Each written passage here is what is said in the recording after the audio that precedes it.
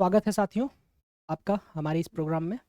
आज हम लोग चर्चा करेंगे यूपी पीसीएस के पैटर्न पे, एग्ज़ाम पैटर्न पे, और इस पर जो इसकी प्रवृत्ति है एग्ज़ाम की, और किस तरीके से हमें किन भाग पर कितना ज़्यादा फोकस करना है, इन सारे विषयों पर आज हम लोग चर्चा करेंगे। ठीक है, तो सबसे पहले बात करते हैं यूपी पीसीएस के एग्ज़ाम की थोड़ी सी। ये किस तरीके से कंडक्ट कराया जाता है और किस तरीके से कितना इसका क्रेज है। इसका मेन उद्देश्य होता है यूपीपीसीएस का कि यूपी लेवल पे जो उत्तर प्रदेश के राज्य स्तर पे कर्मचारी लोग हैं, ए ग्रेड के, उन्हें जो है उपलब्ध कराना। और ख़ास करके जो लोग सिविल सेवा में जाना चाहते हैं, चाहे वो राज्य स्तर की सिविल सेवा हो या केंद्रीय स्तर की, उसकी हम लोग चर्चा करते हैं। और यूपी पीसीएस पूरी तरीके से यूपीएससी को फॉलो करता है। थोड़े बहुत बहुत मामूली स्तर पे अंतर पाए जाते हैं, उसकी भी हम चर्चा करेंगे। जो एग्ज़ाम पैटर्न है उसमें प्री होता है, मेंस होता है, ठीक है, और इंटरव्यू होता है। देखने में तो बस ये 3 स्टेज ही लग रहा है, लेकिन इसके माध्यम से जो आयोग है, Uttar Pradesh public service commission, ये जो है सबसे टॉप लेवल के जो नॉलेजेबल पर्सन है, जिनके अंदर ज्ञान तो है ही, साथ साथ में डिसीजन लेने की गुणवत्ता है, किसी भी परिस्थिति में अपने आप को प्रस्तुत करने की जो गुणवत्ता है, उन सब का व्यापक स्तर पर परीक्षण होता है। जैसे जैसे हम आगे सिलेबस पर चर्चा करेंगे, आप लोगों को समझ में आ जाएगा कि ये एग्ज़ाम इतना ज़्यादा सोसाइटी में या फिर लोगों के बीच में लोकप्रिय क्यों है। और हमेशा एक जो चर्चा किया जाता है कि आईएएस और पीसीएस की तैयारी, उसको लेकर जो है सम्मिलित रूप में क्या लोगों की अवधारणाएं हैं, इस बारे में हम लोग चर्चा करें। ये जो है प्री लेवल का जो एग्ज़ाम होता है, यह मुख्य रूप से इसमें 2 पेपर होते हैं, ठीक है। मेंस लेवल पे हिंदी का पेपर होता है, एस्से का पेपर होता है, और जीएस के पेपर होते हैं, है ना। फिर इंटरव्यू होता है। इस प्री में सिर्फ ये पास मार्क होता है। जो प्री लेवल का एग्ज़ाम है, इसमें सिर्फ आपको कट ऑफ में आना होता है, ठीक है। और पासिंग मार्क होने के पश्चात जो है, जो आप जब मेन तरीके से प्रीलिम्स एग्ज़ाम क्वालिफाई कर लेते हैं, अर्थात आप जब कट ऑफ में आ जाते हैं, तो फिर उसके बाद आपको मेंस के एग्ज़ाम में भागीदारी का अवसर प्राप्त होता है। आपकी जो फाइनल मेरिट है, जिससे आपका सिलेक्शन निर्धारित होना है अंततः, वह जो है इन दोनों के नंबर पे बनता है, मेरिट, मेंस और इंटरव्यू के नंबर। कई बार क्या होता है कि बच्चे प्री पर इतना ज़्यादा फोकस होते हैं कि उनका प्रीलिम्स निकलता रहता है, मेंस नहीं निकल पाता है। प्रीलिम्स निकालने से भी क्या फ़ायदा, यदि मेंस ना निकल पाए, इंटरव्यू फाइनल ना हो पाए। तो चलिए हम लोग आगे बढ़ते हैं, चर्चा को आगे बढ़ाते हैं और बात करते हैं एग्ज़ाम के जो प्री लेवल का एग्ज़ाम होता है उसके बारे में थोड़ी सी चर्चा करते हैं। जो प्रारंभिक परीक्षा होती है प्री, उसमें जीएस के 2 पेपर होते हैं, एक जीएस फर्स्ट और जीएस सेकंड। जिसमें जो जीएस फर्स्ट की बात करें, इसमें सामान्य अध्ययन पूछे जाते हैं, और जो जीएस सेकंड की बात की जा रही है वो सीसेट प्रवृत्ति का क्वेश्चन है, ठीक है, सीसेट का पेपर हो। प्रश्नों की अगर संख्या की बात करें तो इसमें जीएस फर्स्ट में कुल मिलाकर 150 क्वेश्चन पूछे जाते हैं, ठीक है। और इसके जो अधिकतम नंबर निर्धारित किया गया वो 200 नंबर का होता है ना। तो ये चीज़ आपको ध्यान में रखना है आगे। और जो सीसेट का पेपर होता है उसमें 100 क्वेश्चन होते हैं, और दोनों पेपर में जो है 200 नंबर का पूर्णांक होता है। समय दोनों पेपर के लिए 2-2 घंटे ही मिलते हैं, चाहे वो हिंदी में टाइप आप पेपर दे सकते हैं या फिर अंग्रेजी में पेपर दे सकते हैं, दोनों माध्यम होते हैं, ठीक है। आगे अगर बात करें तो जो दोनों पेपर में निगेटिव भी मार्किंग भी होती है, ये आपको ध्यान में रखना है। लेकिन जो सीसेट का पेपर है, इसे सिर्फ क्वालिफाइंग पेपर के रूप में जाना गया है। मतलब इसमें सिर्फ आपको 33% जो है मार्क्स प्राप्त करने हैं। जबकि जीएस जो फर्स्ट पेपर है, इसके आधार पे आपकी मेरिट बननी है। ठीक है, कट ऑफ का जो निर्धारण किया जाता है वो जीएस फर्स्ट के पेपर के आधार पर, जबकि जीएस सेकंड जो है सीसेट का पेपर, इसमें आपको 33% मार्क। ये प्री लेवल की एग्ज़ाम की हम लोग चर्चा कर रहे हैं। फिर इसके बाद जो है जब प्री निकल जाता है, उसके पश्चात लगभग 3 से 4 महीने के बीच में मेंस का एग्ज़ाम हो। लेकिन ये प्री का जो सिलेबस है हम उसकी चर्चा करते हैं। प्रीलिम्स लेवल के जो पाठ्यक्रम में शामिल किया गया है जिन जिन विषयों की, उसकी थोड़ी सी हम चर्चा करते हैं। प्रीलिम्स लेवल पर जो इम्पोर्टेंट पाठ्यक्रम है, जैसे करंट अफेयर की बात करते हैं। ठीक है, करंट अफेयर आपके राज्य में, देश में, राष्ट्रीय अंतर्राष्ट्रीय स्तर पे जो महत्वपूर्ण घटनाएं घटित हो रही हैं उनके बारे में आपको जानकारी होनी चाहिए। और हिस्ट्री के क्वेश्चन इसमें आते हैं, हिस्ट्री को शामिल किया गया है, हिस्ट्री का टॉपिक। और सिर्फ बस इतना कहा गया, भारत का इतिहास और भारतीय राष्ट्रीय आंदोलन।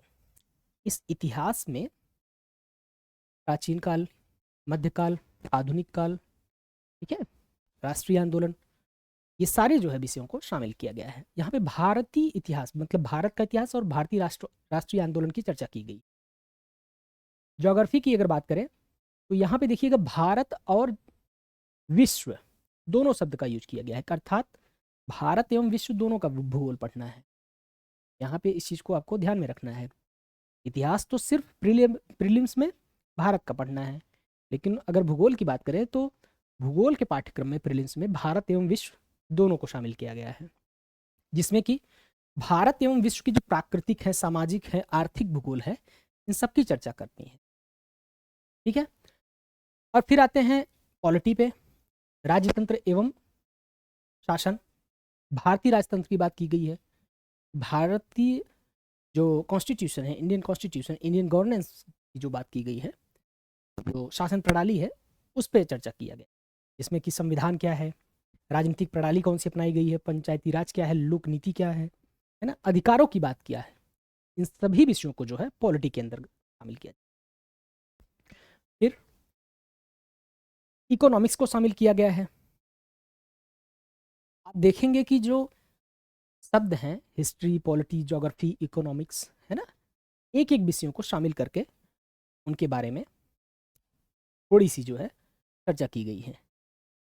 ये आयोग के जो पाठ्यक्रम है, आयोग के द्वारा जो जारी किया गया पाठ्यक्रम है, हम उसकी चर्चा कर रहे हैं। ये बस शब्द जितने छोटे दिखने में लग रहे हैं, इसका मतलब है कि उतने ही ज़्यादा बड़ा पाठ्यक्रम है। क्यों? क्योंकि सिर्फ यहाँ पे बात कर लिया है भारत का इतिहास और भारतीय राष्ट्रीय आंदोलन, है ना, तो इसका मतलब ये है कि उस भारत के इतिहास से कहीं से भी कोई भी प्रश्न पूछ सकता है।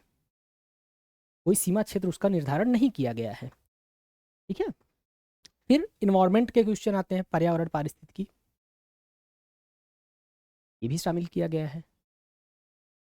और आगे जो है साइंस एंड टेक्नोलॉजी, विज्ञान एवं प्रौद्योगिकी को, इन सारे विषयों को शामिल करते हुए जो है, और इसके अतिरिक्त जो है ये सारे कॉन्टेक्स्ट तो पढ़ने ही हैं। ये सारे कॉन्टेक्स्ट जो है आपको नेशनल लेवल पर और स्पेसिफिक यूपी लेवल पर गहनता से जो है पढ़ना है। इस चीज़ को ध्यान में रखना है। ये मेजर सब्जेक्ट की बात की गई है। ये मेजर सब्जेक्ट हैं जिन्हें मेजर सब्जेक्ट के नाम से जाना जाता है। प्रीलिम्स में जीएस के फर्स्ट पेपर पर इन सब विषयों को शामिल किया गया है। इसमें मेजर सब्जेक्ट में क्या क्या आएगा? History, polity, geography, economy, science, tech, environment, है ना, इस सारे विषयों को शामिल किया गया है। और इसके पश्चात जो है करंट अफेयर है, उसे भी उसी जीएस फर्स्ट पेपर से ही आपके मेरिट का निर्धारण होना है। फिर जो दूसरा पेपर होता है प्रीलिम्स में, सी सेट का, उसमें क्या है, वो 33% जो है उसमें आपको लाना है, मतलब पासिंग मार्क होना चाहिए आपका। और इसमें भी ठीक से क्वेश्चन पूछते हैं अच्छे तरीके से, यद्यपि ये बस कहने को बस क्वालिफाइंग पेपर है।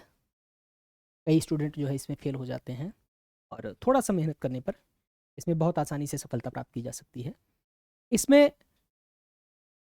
मुख्य रूप से जैसे कॉम्प्रिहेंशन को शामिल किया गया है, इंटरपर्सनल स्किल के जो है शामिल किया गया है, ठीक है, और तार्किक विश्लेषणात्मक योग्यता को शामिल किया गया है। इन सारे विषयों को शामिल करते हुए आगे डिसीजन मेकिंग, है ना, निर्णय लेने की क्षमता का परीक्षण किया जाता है, और सामान्य बौद्धिक योग्यता की बात की गई है। इन सारी चीज़ों को शामिल करते हुए इसके अतिरिक्त भी गणित, हिंदी और अंग्रेजी विषयों को शामिल किया गया है। इतने विषयों को शामिल करते हुए सीसेट का पेपर होता है। नए विषय में आपको कुल मिलाकर 33% मार्क्स प्राप्त करना है। और रही बात हिंदी और अंग्रेजी की अगर करें तो इसमें सामान्य हिंदी का जो टर्म यूज किया गया है और सामान्य अंग्रेजी का और सामान्य गणित का भी, इन सबको हाई स्कूल के स्तर पे शामिल किया गया है कि हाई स्कूल स्तर का आपका नॉलेज होना चाहिए। हिंदी की बात करें तो मुख्य रूप से हिंदी वर्णमाला, विराम चिन्ह, तत्सम, तद्भव एवं देसी विदेशी जो शब्द हैं उनकी बात की गई है। शब्द रचना, वाक्य रचना, शब्द रूप, संधि, समास, क्रिया, वर्तनी, विलोम, अनेकार्थी शब्द, पर्यायवाची, मुहावरे, लोकोक्तियां को तमाम प्रकार के जो विषय हैं। और फिर अर्थबोध, हिंदी भाषा में प्रयोग की जाने वाली अशुद्धियां, ये सारे जो है शब्दों को रखा गया है। अर्थात हिंदी के जो क्वेश्चन होंगे वे इन्हीं टॉपिक से लिए जाएंगे सीसेट में, और जो अंग्रेजी के क्वेश्चन होंगे वे कॉम्प्रिहेंशन से, parts of speech, direct indirect, active voice, passive voice, punctuation and spelling, idiom and phrase, filling the blank, transformation of sentence, words meanings, vocabulary, इन टॉपिक को शामिल करते हुए हिंदी और अंग्रेजी को सीसेट के पेपर में पूछा जाएगा। बेसिकली कुछ बच्चे ऐसे होते हैं जिनका हिंदी अच्छा होता है या गणित अच्छा होता है या अंग्रेजी अच्छी होती है, तो वो सहजता के साथ अपना एक टॉपिक जो है अच्छे से सॉल्व करते हैं, और बाकी जो अन्य सीसेट के पाठ्यक्रम में शामिल किया गया जिन चीज़ों को, उधर से भी कुछ क्वेश्चन को कर लेते हैं। रीजनिंग के क्वेश्चन हो गए, इंटरपर्सनल स्किल के क्वेश्चन हो गए, तो आसानी से जो है इसको क्वालिफाई कर लेते हैं। यहाँ पे आपको ये ध्यान में रखना है कि सीसेट का पेपर क्वालिफाई होने के लिए 33% की आवश्यकता होती है, लेकिन अंततः जो हार्ड वर्क किया जाता है जीएस फर्स्ट के पेपर में करना है। कई बार होता ये है कि जो हमारे कोचिंग संस्थान लोग होते हैं, अध्यापक लोग होते हैं, बच्चों के दिमाग में यह मिथ डाल देते हैं कि प्रीलिम्स आप निकाल लीजिए, प्रीलिम्स क्वालिफाई कर लीजिए, मेंस तो हम आपका निकालवा ही देंगे। ऐसा लगता है जैसे मेंस उनके संस्थान के साथ साठ गांठ है, या फिर मेंस में कोई विशेष प्रकार की जड़ी बूटी जो है घोल कर पिला देंगे। ऐसा कुछ नहीं है। ये तो सिर्फ प्रीलिम्स लेवल की बात हुई। प्रीलिम्स लेवल पर जहाँ इस पाठ्यक्रम को कवर करने के लिए कोई 3 महीने, कोई 5 महीने का दावा करते हैं, सबके अपने अपने दावे हैं, किसी संस्थान की यहाँ पे आलोचना नहीं हो रही है, लेकिन बच्चों के साथ जो छलावा किया जा रहा है उस बात की चर्चा होती है। प्री लेवल के एग्ज़ाम को तैयार करने के लिए 1.5 से 2 साल अच्छे से समय दीजिए। प्रीलिम्स निकल गया, और कई बार क्या होता है बच्चे 3 महीने, 4 महीने, 5 महीने में भी खूब फैक्ट रट लेते हैं, फिर भी कट ऑफ में आ जाते हैं। अच्छी बात है, किस्मत ने भी साथ दिया, मेहनत भी अच्छा उन्होंने किया। लेकिन उसके पश्चात क्या, 1.5 साल में जब प्री लेवल का एग्ज़ाम पास हो रहे हैं मेहनत करके, 6 महीने में आप प्री लेवल का एग्ज़ाम पास कर रहे हैं, तथ्यों को आपको जानकारी है, फिर प्री के रिजल्ट के बाद जो है 3 से 4 महीने के अंदर कैसे कोई संस्थान आपको मेंस लेवल पर क्वेश्चन लिखने के लिए ट्रेनिंग दे सकता है। जबकि जो हम चर्चा कर रहे हैं, आप इसमें देखिएगा, इसी से कट ऑफ फाइनल बनना है, ठीक है। ये अंतिम परिणाम,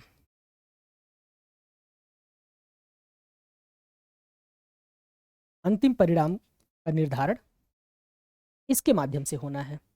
यदि कोई बच्चा प्री पास भी कर गया तो उस के क्वालिफाई होने का मतलब क्या है? क्यों? क्योंकि अब जो है 3 से 4 महीने के बीच में मेंस का एग्जाम होना है,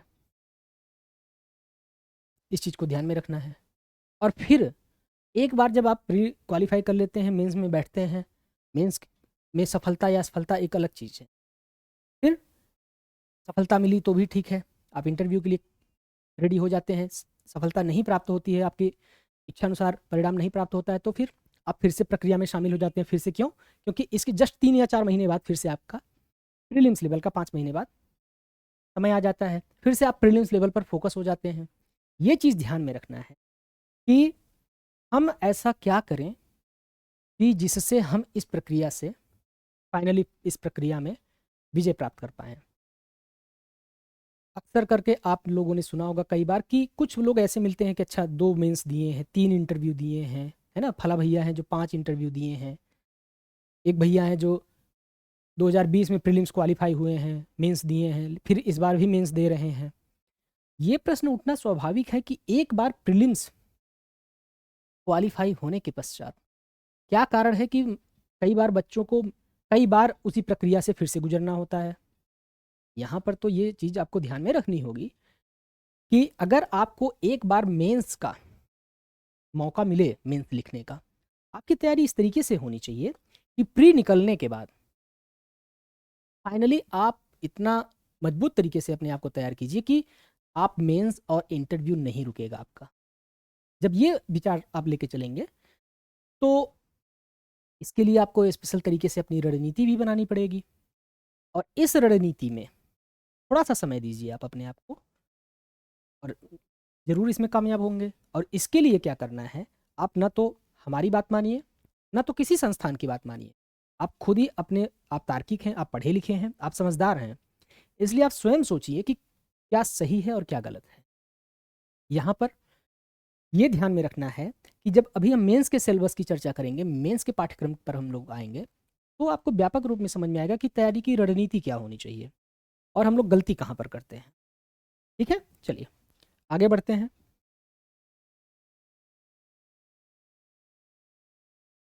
मेंस की एग्ज़ाम की बात करते हैं, प्रवृत्ति की, कि मेंस का पेपर जो होता है उसकी प्रवृत्ति क्या है। वो तो था प्री लेवल पर, प्रीलिम्स पास करने के बाद फिर उसका कोई मतलब नहीं है। अब आपका सिलेक्शन, आपका फेलियर, आपका सक्सेस, ये निर्धारित करता है ये जो पाठ्यक्रम है।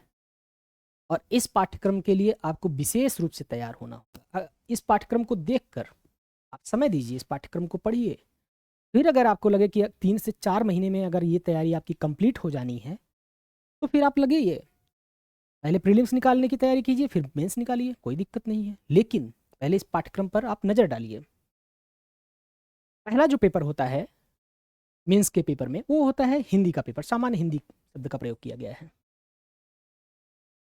150 क्वेश्चन का पेपर होना है, और इसमें सारे जो पेपर होने हैं 3-3 घंटे के पेपर होते हैं। हिंदी का पेपर होना है, फिर एक एस्से का पेपर होना है। ठीक है, ये भी 150 अंक का है। हिंदी में जो जिस पाठ्यक्रम को शामिल किया गया है, हम उसकी भी चर्चा करेंगे कि क्या क्या इसमें पूछते हैं। अभी बस चर्चा कर लेते हैं कि पेपर कौन कौन से होते हैं, उन्हें किस नाम से जाना जाता है, और किन किन विषयों के साथ में उन्हें पढ़ा जाता है। फिर आता है पेपर थर्ड जो है, उसे जीएस फर्स्ट के नाम से जाना गया। क्या? GS first. इसमें जो शब्द का प्रयोग किया गया है, भारतीय विरासत और संस्कृति, विश्व का इतिहास एवं भूगोल तथा समाज। ये ध्यान में रखना है, ये हो गया भारतीय विरासत, संस्कृति, विश्व का इतिहास एवं भूगोल। विश्व के इतिहास में ही भारत का इतिहास आ जाता है। पूरे जब वर्ल्ड की हम बात कर रहे हैं तो उसमें भारत के इतिहास की भी बात की जा रही है। जबकि वहीं पे आप पाठ्यक्रम देखिएगा, जो प्री लेवल का पाठ्यक्रम था, प्री लेवल के पाठ्यक्रम में हमने क्या देखा था, यहाँ पे भारत का इतिहास लिखा हुआ है।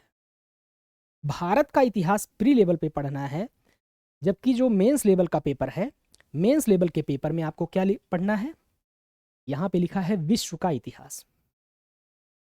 अर्थात अब भारत से ज़्यादा पढ़ना है इसको। ये चीज़ आपको ध्यान में रखना है। आगे क्या कहा गया, भूगोल तथा समाज। सोसाइटी जो है उसकी चर्चा प्री लेवल पे नहीं की गई है। मेंस में ये अभी जीएस फर्स्ट की बात कर रहे हैं हम, जीएस फर्स्ट में ही इतने विषयों को शामिल कर लिया गया। क्या क्या?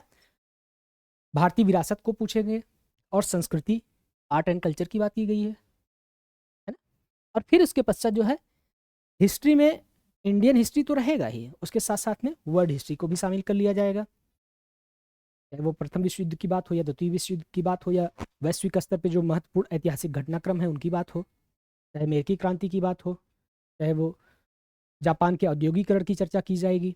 इन सारे विषयों को पेपर फर्स्ट में शामिल किया गया है, जीएस के फर्स्ट पेपर में। ठीक है, ये जीएस का फर्स्ट पेपर, इसके लिए 200 अंक निर्धारित किए गए हैं। जीएस के जितने भी पेपर हैं 6 के 6 पेपर, जीएस में 6 पेपर होते हैं, ये है जीएस के पेपर, ये ठीक है। इसे मिला के जीएस के पेपर में मुख्य रूप से क्या किया गया है,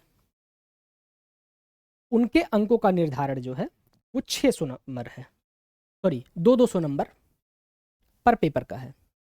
सारे पेपर में जो है 200 नंबर पूर्णांक निर्धारित किए गए। अब बात करते हैं जीएस सेकंड पेपर की। जो सेकंड पेपर है उसमें शामिल किया गया है शासन व्यवस्था, संविधान, राज्य व्यवस्था अर्थात इंडियन पॉलिटी कॉन्स्टिट्यूशन को शामिल किया गया है, सोशल जस्टिस को शामिल किया गया है और अंतरराष्ट्रीय संबंध, इंटरनेशनल रिलेशन को भी पेपर 2 में शामिल। जीएस की बात कर, आप एक चीज देख रहे होंगे यहाँ पे समाज शब्द का प्रयोग किया गया है, जबकि सामाजिक न्याय का शब्द यहाँ पे रखा गया है।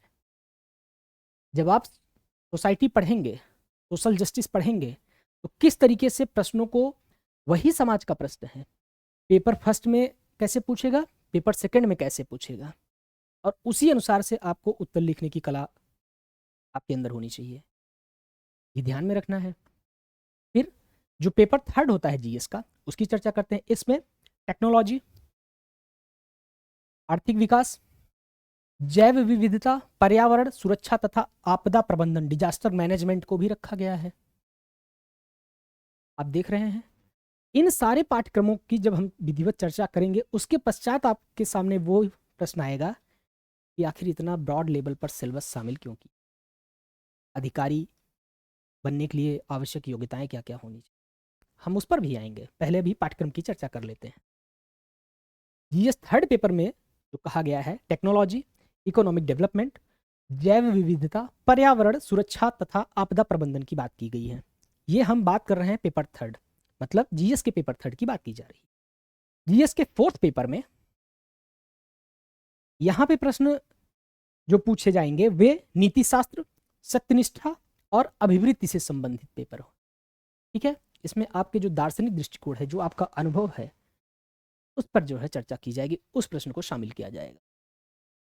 और किन परिस्थितियों में आप कैसा निर्णय लेते हैं वो भी आपके सामने विकल्प रखा जाएगा, भरपूर मौका दिया जाएगा। और फिर जो जीएस के पेपर 5 और 6 हैं उसमें इन्हीं सारे विषयों को शामिल किया गया है। अब आप देखेंगे इतिहास, भूगोल, राज्य व्यवस्था, सारे विषयों को तो हम पढ़ रहे हैं, लेकिन यहाँ पे देखिएगा ये भारतीय विरासत, विश्व का इतिहास, विश्व का भूगोल, है ना, ये सारी बातें की गई हैं। यहाँ पे ये सब भारत और विश्व के बारे में पढ़ना है, जबकि इन्हीं विषयों को इतिहास, भूगोल, शासन, समाज, सारे और साइंस, टेक्नोलॉजी, इन सारे विषयों को विशेष करके उत्तर प्रदेश के कॉन्टेक्स्ट में पढ़ना है। इसके लिए अलग से 2 पेपर का ही निर्धारण कर दिया गया है, जिसमें आपको उत्तर प्रदेश के बारे में ये सारी चीज़ें अलग से पूछी जाएंगी। ये चीज़ आपको ध्यान में रखना है। अब आप जब मेंस का पेपर होता है, सबके लिए जो है 3-3 घंटे का निर्धारण किया गया है। ठीक है, जो है 3-3 घंटे का निर्धारण किया गया है समय का। और सबसे बड़ी बात जो है वो ये है कि इसके अंतर्गत आपको विधिवत तरीके से प्रश्नों का उत्तर विस्तृत रूप में लिखना होता है। ठीक है, और ये आप तभी कर सकते हैं जब विधिवत स्तर पे तैयारी होगी। फिर उपरोक्त जो सारे मेंस के पेपर हैं, इन सब से जो है आपका लिखित में कुल मिला के 1500 नंबर का पूर्णांक बनता है। देखिए ये हो गया 300 नंबर, और ये जो है 6 पेपर हो गए, 6 ये हो गया 1200 नंबर, 12-3 1500 नंबर का आपका मेंस का पेपर हो गया। मेंस जो है फाइनल 1500 नंबर का हो रहा है। ठीक है। और इसके पश्चात फिर आता है इंटरव्यू, जो कि 100 नंबर का होता है। और फाइनल जो मेरिट बनना है, फाइनल जो कट ऑफ बनती है, जिससे आपकी रैंक निर्धारित होती है, आपकी सफलता और असफलता निर्धारित होती है, वो किस में है? वो 1500 और प्लस 100, कुल मिलाकर 1600 नंबर।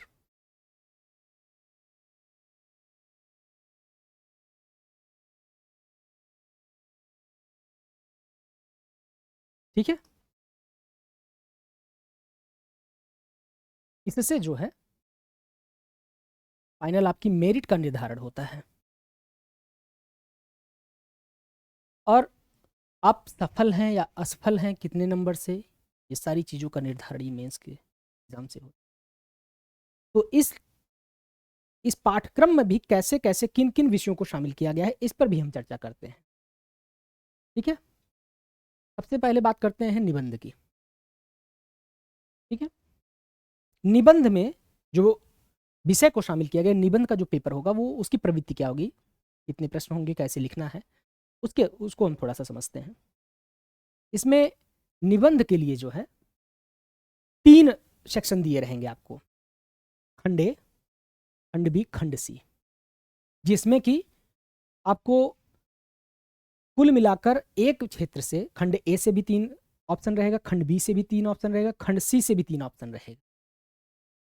इन तीनों से एक एक विषय को चुनकर आपको कुल मिलाकर 3 निबंध लिखने हैं। खंड ए से एक निबंध लिखना है, खंड बी से दूसरा निबंध लिखना है, खंड सी से तीसरा निबंध। इसमें से जो भी क्षेत्र आप चुनना चाहेंगे वो आप स्वतः जो है चुन सकते हैं। उसी के आधार पे आपको प्रश्न रहते हैं।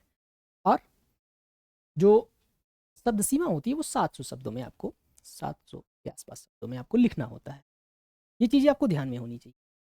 और निबंध के लिए कोई अलग से आपको कोई तैयारी नहीं करनी होती। निबंध के लिए आप जब इतने व्यापक स्तर पर विषयों को पढ़ते हैं जीएस के साथ साथ में, तो ये आपके एक दृष्टिकोण का विकास हो जाता है, नज़रिए का एक विकास होता है, जिसे आप बेहतर तरीके से निबंध लिख पाते हैं। अभी हम इसकी चर्चा भी करेंगे। आप देखेंगे जो इससे के टॉपिक दिए गए हैं, क्या, साहित्य एवं संस्कृति, सामाजिक क्षेत्र का कोई एक क्षेत्र हो सकता है, सोसाइटी की, पॉलिटिकल एरिया से क्वेश्चन हो सकता है, देख रहे हैं खंड ए में। खंड बी में विज्ञान, प्रौद्योगिकी, पर्यावरण की बात की गई है, आर्थिक क्षेत्र की बात की गई है, और कृषि, उद्योग एवं व्यापार की बात की गई है। इन सारे क्षेत्रों को शामिल किया गया है। और फिर जो अगला सेक्शन है, इसमें राष्ट्रीय और अंतर्राष्ट्रीय घटनाक्रम की बात की गई है ना। और प्राकृतिक आपदा, भूस्खलन, भूकंप, सुनामी, सूखा आदि प्रकार की जो प्राकृतिक आपदाएं होती हैं उनको शामिल किया गया है। और राष्ट्रीय विकास कार्यक्रम और परियोजनाओं की बात की गई है। आप देखेंगे कि ये सारे विषय कहीं ना कहीं से जो मेंस का सिलेबस है, history, polity, geography, economics, science, technology, environment, society, social justice, international relation, world history, इन सब से ही लिया गया है। और उस इतने व्यापक स्तर पर पढ़ने के बाद आप इस क्षेत्र के जो टॉपिक हैं, जो इससे के टॉपिक दिए गए हैं, जब आपको निबंध रखा जाएगा आपके सामने, तो आप इतने गहन तरीके से जब अध्ययन किए रहेंगे तो आप व्यापक स्तर पे इसमें अच्छा प्रदर्शन कर सकते हैं। अब बात करते हैं कि जो हिंदी का पेपर है उसके, इसमें जो है गद्य एवं पद्य का जो है खंड दिया रहता है, संप्रेषण का, संक्षेपण का एक सेक्शन दिया गया है, सरकारी एवं अर्ध सरकारी पत्र लिखने की बात की गई है ना, कार्यालयीय आदेश, अधिसूचना, ये सब से संबंधित क्वेश्चन होंगे। और शब्द ज्ञान एवं प्रयोग की बात की गई है, उपसर्ग प्रत्यय के किस प्रकार से रखे जाते हैं, लगाए जाते हैं, बनाए जाते हैं, उसकी चर्चा की जाएगी। और शब्द समूह के लिए एक शब्द, इसकी बात की गई है। वर्तनी एवं वाक्य शुद्धि, है ना, अशुद्ध कौन सा वाक्य है, शुद्ध कौन सा वाक्य है, ये सारी चीज़ों को शामिल किया गया है। शब्द विलोम और लोकोक्ति एवं मुहावरे की बात की गई है। ये चीज़ आपको ध्यान में रखना है। ये हिंदी के पेपर की बात की जा रही है। फिर आगे बढ़ते हैं, जीएस का जो फर्स्ट पेपर है उस पर चर्चा करते हैं। जीएस फर्स्ट पेपर में हम मेंस की सिलेबस की चर्चा कर रहे हैं। अभी तो सिर्फ हमने एस्से और हिंदी की बात की। अब हम बढ़ते हैं जीएस फर्स्ट पेपर में क्या क्या पूछते हैं। जीएस फर्स्ट पेपर में हमने अभी पढ़ा था ना सिलेबस, उसमें सिर्फ बस इतना था, क्या, history, geography, society, Indian society. अब इसके बारे में आगे हम बात करते हैं। तो पहला पॉइंट है वह है भारतीय संस्कृति में प्राचीन काल से आधुनिक काल तक कला के रूप में साहित्य और वास्तुकला के मुख्य पहलू। ठीक है, ये चीज आपको ध्यान में रखना है कि इसके अंतर्गत आर्ट एंड कल्चर को रखा गया है। ठीक है, भारत में प्राचीन काल से लेकर आधुनिक काल तक, प्राचीन समय से लेकर वर्तमान समय तक जो कला साहित्य के क्षेत्र हैं विभिन्न, उनकी बात की गई है।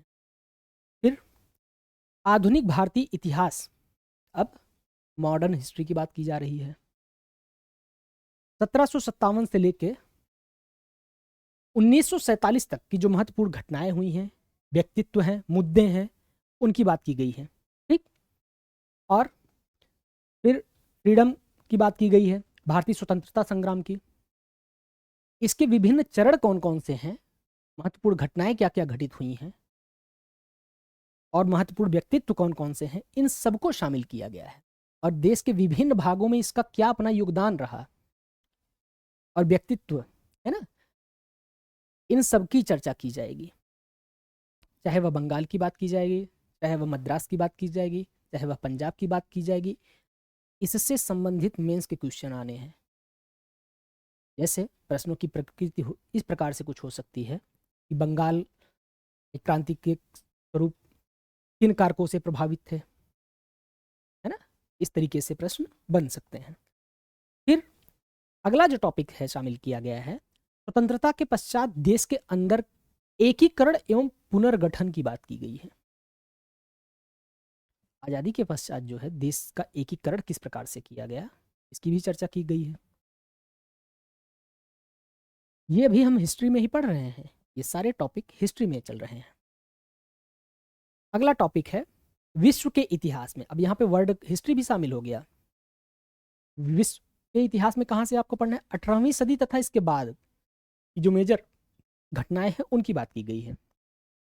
चाहे वह औद्योगिक क्रांति की बात हो या फिर वर्ल्ड वॉर की बात हो, राष्ट्रीय सीमाओं का पुनः सीमांकन जो किया गया है, नए राज्य जैसे गठित किए गए हैं, उपनिवेशवाद की समाप्ति, राजनीतिक दर्शन, साम्यवाद, समाजवाद, पूंजीवाद, इन सब पर चर्चा करना है। और इसके क्या प्रभाव पड़े समाज पर, सोसाइटी पर, इसकी भी चर्चा की जाएगी। आप देख रहे हैं औद्योगिक क्रांति का विश्व पर क्या प्रभाव पड़ा, भारत पर क्या प्रभाव पड़ा, तमाम प्रकार के समाज के जो समूह हैं उन पर क्या प्रभाव पड़ा, महिलाओं पर क्या प्रभाव पड़ा, कामगारों पर क्या प्रभाव पड़ा, पर्यावरण पर क्या प्रभाव पड़ा। ये सारे प्रश्न जो है, ये तो सिर्फ एक प्रश्न, औद्योगिक क्रांति सिर्फ एक टॉपिक की बात की गई।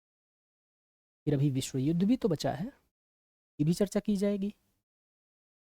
आप खुद ही देख सकते हैं कि मेंस का जो सिलेबस है कितना व्यापक है, कितना विस्तृत है। फिर उत्तर प्रदेश के संदर्भ में विशिष्ट ज्ञान, इतिहास, संस्कृति, कला, वास्तुकला, त्योहार, लोक नृत्य, साहित्य, क्षेत्रीय भाषाएं, विरासत, सामाजिक रीति रिवाज एवं पर्यटन, इन सारे विषयों को शामिल किया गया है। ठीक है, उत्तर प्रदेश की जो सामाजिक विविधता है, उत्तर प्रदेश का जो सामाजिक विशेषता है, उसकी भी चर्चा की जाएगी। फिर भारतीय समाज, अब इंडियन सोसाइटी की बात की जा रही है, भारतीय समाज की मुख्य विशेषताएं एवं विविधता, भारतीय समाज पर चर्चा किया जाना है, उससे भी क्वेश्चन पूछ लेगा। ठीक है, और प्रश्नों की प्रवृत्ति ऐसी होगी कि पढ़ने पर लगेगा कि अच्छा इन्हें आसानी से लिखा जा सकता है, लेकिन जब आप लिखने बैठते हैं तो आपका जो कंपटीशन है वे ऐसे बच्चों से है जो कि व्यापक स्तर पर जिन्होंने मेहनत की। अब आप ऐसे समय में ये सोचिए कि 3 महीने 4 महीने के समय में प्रीलिम्स निकालने के बाद आप मेंस की टेस्ट सीरीज किसी अच्छे संस्थान से ज्वाइन कर लेंगे तो उससे आपका भला हो जाएगा। तो फिलहाल अच्छी बात है, ये भी होना चाहिए। आगे हम बात करते हैं महिलाओं की भूमिका की चर्चा की गई है एवं महिला संगठन। अब देख रहे हैं इंडियन सोसाइटी टॉपिक हम कवर करेंगे, जिसमें महिला संगठन, जनसंख्या एवं उनसे संबंधित जो मुद्दे हैं, चाहे गरीबी हो चाहे विकासात्मक मुद्दे हो, इन सब की चर्चा की जानी है। ठीक, शहरीकरण, उसकी समस्या और उसके समाधान पर भी प्रश्न आएगा।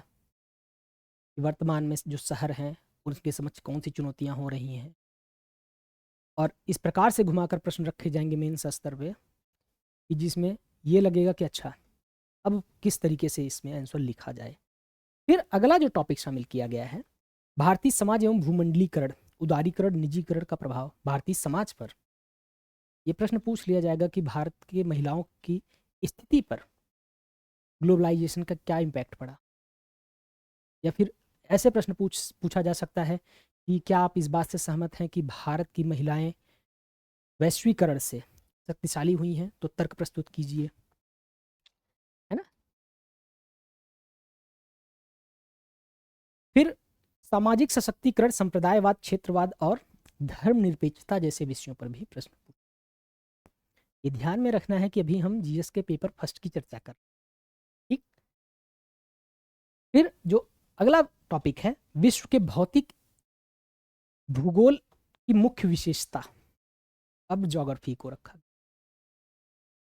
इतना तो सिर्फ हिस्ट्री की हम बात कर रहे थे और सोसाइटी की बात हुई, अब हम पढ़ रहे हैं ज्योग्राफी की चर्चा कर रहे हैं, ठीक है। विश्व के भौतिक भूगोल की मुख्य विशेषताएं, ग्लोबल लेवल पे, वर्ल्ड लेवल पे जो भूगोल की प्रमुख भौतिक विशेषताएं हैं उसकी चर्चा करनी है आगे, जिसमें भूकंप, सुनामी, ज्वालामुखी, चक्रवात आदि जैसे महत्वपूर्ण जो घटनाएं हैं, भूभौतिक घटनाएं, उनको शामिल किया जाएगा। उनके स्थान, अति महत्वपूर्ण भौगोलिक विशेषताओं, जल स्रोत, हिमावरण और वनस्पति प्राणी जगत में परिवर्तन और इस प्रकार के परिवर्तनों के प्रभाव क्या है, इन सबको पूछा जाएगा। इन सारे विषयों से जो है क्वेश्चन आएंगे, प्रश्न जो है सारे विषयों को शामिल किया गया है। विश्व भर के मुख्य प्राकृतिक संसाधनों का वितरण जो है, रिसोर्स डिस्ट्रीब्यूशन जो है, उसकी चर्चा की गई, और चाहे उसमें दक्षिण एशिया की बात करना है या भारतीय उपमहाद्वीप को। फिर विश्व की बात की गई है, विश्व में भारत को क्यों, क्योंकि भारत भी विश्व का पार्ट ही है, ऐसा थोड़ी है कि भारत विश्व से अलग है। विश्व को जब कह दिया गया तो उसमें भारत शामिल है। ये विभिन्न भागों में प्राथमिक, द्वितीयक एवं तृतीयक क्षेत्रों के उद्योगों को स्थापित करने के लिए जिम्मेदार जो कारक हैं उनकी चर्चा की जाएगी। प्राथमिक उद्योग, द्वितीयक उद्योग और तृतीयक उद्योग, इन सब की भी चर्चा की जाएगी। जैसे भारत के संदर्भ में आप सिंपल सा एक उदाहरण के स्वरूप में समझ सकते हैं कि जैसे जो चीनी उद्योग है ना, चीनी उद्योग की अगर बात किया जाए तो चीनी उद्योग भारत में किस क्षेत्र में सबसे ज़्यादा विकसित हुआ, और उन कारणों की चर्चा कीजिए जिसकी वजह से चीनी उद्योग उसी विशिष्ट क्षेत्र में विकसित हो पाया। ऐसे विषयों को भी शामिल किया गया। ये बस आपको एक एग्जाम्पल दिया जा रहा है, ये चीज़ आपको ध्यान में रखना है कि यहाँ पे ये जो शब्द का प्रयोग किया गया है ये एक एग्जाम्पल है। या फिर जैसे जो मत्स्य पालन है, मछली का जो उत्पादन किया जाता है वो वैश्विक स्तर पर किन कारकों से प्रभावित होता है, या फिर जैसे जो किसी देश में किसी विशेष प्रकार के संसाधन पाए जाते हैं, चाहे वह तांबे की खान हो या फिर सोने की खान हो, हीरे की खान हो, उन सब से भी प्रश्न पूछा जा सकता है। ये चीज़ आपको ध्यान में रखना है। फिर अगला जो टॉपिक है, भारत के महासागरीय संसाधन, ठीक है, ओशियन रिसोर्सेज की बात की गई है और उनकी क्षमता की बात की गई है। जो समुद्री संसाधन है, महासागरीय संसाधन है, कि उन पर भी प्रश्न आएगा। ये चीज़ आपको ध्यान में रखना है, और प्रश्नों को इस तरीके से बनाया जाएगा कि आपके पूरे ज्ञान का परीक्षण उस आयोग को करना है। आपसे किसी भी प्रकार के प्रश्न पूछे जाएंगे जिससे कि आयोग आपके ज्ञान का पूरा परीक्षण कर लेगा। आप ये सिलेबस देख के आप समझ सकते हैं। आगे जो टॉपिक शामिल किया गया है, भारतीय उपमहाद्वीप के संदर्भ में सीमा और सीमांत, बॉर्डर की बात की गई है, ठीक। नेक्स्ट जो टॉपिक है, मानव प्रवास, माइग्रेशन, इन पर भी क्वेश्चन आना है। भारत सहित विश्व की शरणार्थी समस्या क्या है? चाहे वह रोहिंग्या हो, चाहे वह वैश्विक स्तर पे हो, पलायन की समस्या हो, वैश्विक स्तर की जो भी है, भारत को शामिल करते हुए आगे बढ़ना है। और जनसंख्या, बस्तियां और प्रकार इनके क्या है, पैटर्न क्या है, शहरीकरण, स्मार्ट सिटी और स्मार्ट गांव का क्या कार्यक्रम है, इसे इसके लाभ क्या है, हानि क्या है, तमाम प्रकार के जो वर्ग हैं, जो समूह हैं, इन पर क्या प्रभाव पड़ता है, कहाँ तक सफल है यह कार्यक्रम, कहाँ तक सफल नहीं है ना, चुनौतियाँ कौन कौन सी उपस्थित हो रही हैं, सरकार कौन कौन सी प्रमुख योजनाएं चला रही है, इस प्रकार के विषयों को शामिल किया गया है। उत्तर प्रदेश भूगोल का विशिष्ट ज्ञान, इस चीज को भी यहाँ पे शामिल किया गया है उपरोक्त सारे विषयों के संदर्भ में। ये हम पढ़ रहे थे अभी तक सिर्फ जीएस फर्स्ट, मेंस के सिर्फ जीएस फर्स्ट के पाठ्यक्रम की चर्चा की जा रही है। अब आते हैं जीएस सेकंड। आपको 6 जीएस के पेपर पढ़ने हैं, ठीक। चलिए आगे बढ़ते हैं। जीएस जो सेकंड है उसमें भारतीय संविधान को शामिल किया गया, इंडियन कॉन्स्टिट्यूशन शब्द, चाहे उसके ऐतिहासिक आधार की बात हो, विकास हो, विशेषताएं हो, संशोधन, महत्वपूर्ण प्रावधान, बुनियादी जो ढांचा है, संरचना है, उसकी बात की गई है। और यहाँ पे हिस्टोरिकल डेवलपमेंट की बात की गई है, इंडियन कॉन्स्टिट्यूशन का जो विकास हुआ किस प्रकार से,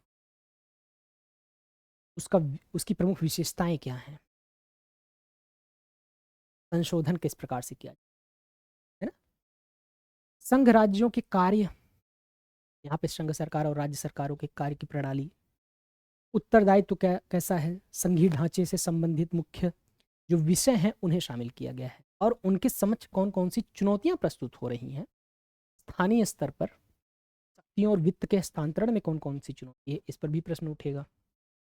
पॉलिटी का टॉपिक है, इसमें इस तरीके से विषयों को शामिल किया गया है कि जैसे प्रश्न पूछा जा सकता है कि भारत में ग्रामीण जो ग्राम पंचायतें हैं उनका आर्थिक विकास किन कारणों से नहीं हुआ, या फिर उनके आर्थिक सुदृढ़ीकरण के लिए आप अपने सुझाव दीजिए, है ना, या फिर महिलाओं के सशक्तिकरण में उनकी क्या भूमिका रह चुकी है, उनकी क्या कमियां हैं ग्राम पंचायतों की, या फिर जिला पंचायतों की, या फिर विधानसभा की, या फिर भारतीय संसद की, भारतीय संसद किस प्रकार से कार्यपालिका पर नियंत्रण स्थापित करता है, तर्क प्रस्तुत कीजिए। ये सारे विषय जो है पॉलिटी के रखे गए हैं।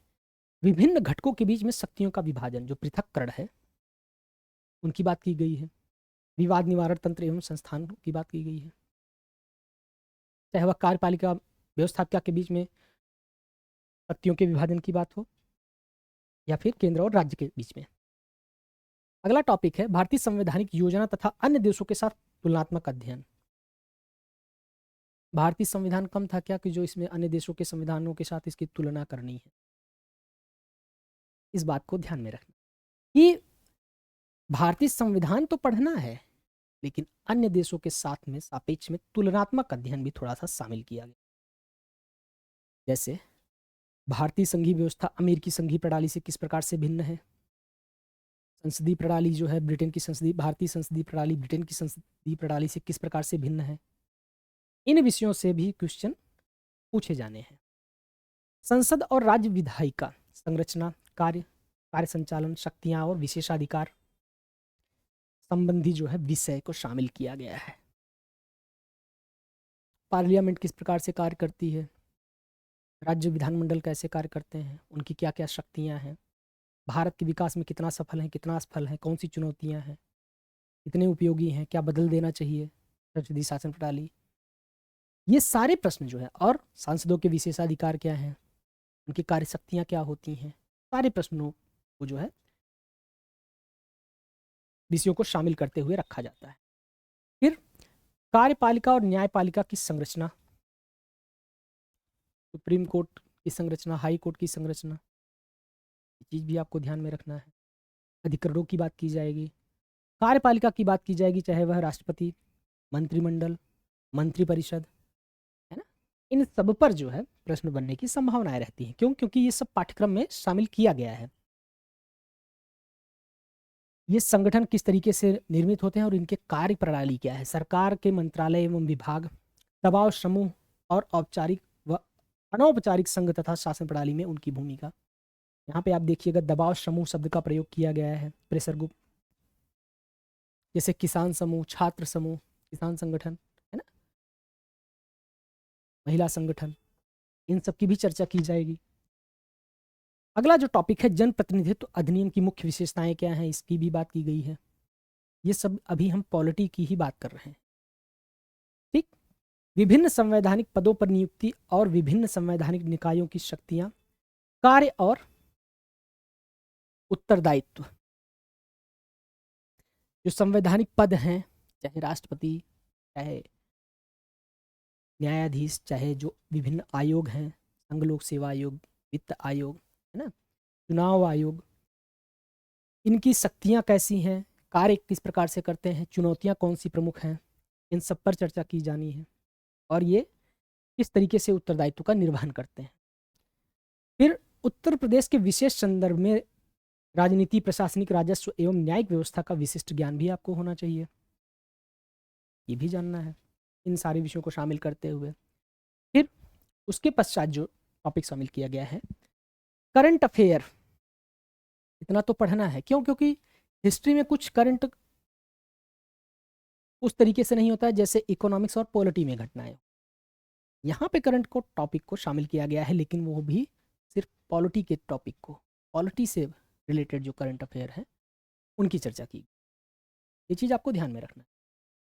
कहा गया है करंट अफेयर और क्षेत्रीय राज्य विशेष के रूप में उत्तर प्रदेश राष्ट्रीय और अंतर्राष्ट्रीय महत्व की घटनाएं। करंट अफेयर भी पूछा जाएगा, उत्तर प्रदेश, भारत और वैश्विक संदर्भ, ये चीज़ ध्यान में रखना है। आगे जो शामिल किया गया है सांविधिक, नियामक, विनियामक और विभिन्न अर्ध न्यायिक निकाय एवं उनकी विशेषताएं और कार्य, इस पर भी चर्चा किया जाना है। शासन व्यवस्था, पारदर्शिता और जवाबदेही के महत्वपूर्ण पक्ष, चाहे ई गवर्नेंस हो, उनकी बात, सुशासन हो, कितने प्रकार के होते हैं, विभिन्न मॉडलों की भी चर्चा की जाएगी। लोकतंत्र में सिविल सेवाओं की भूमिका क्या है, ऐसे महत्वपूर्ण प्रश्न भी रखे जाएंगे। क्यों, क्योंकि आप सिविल सेवा में शामिल होने जा रहे हैं।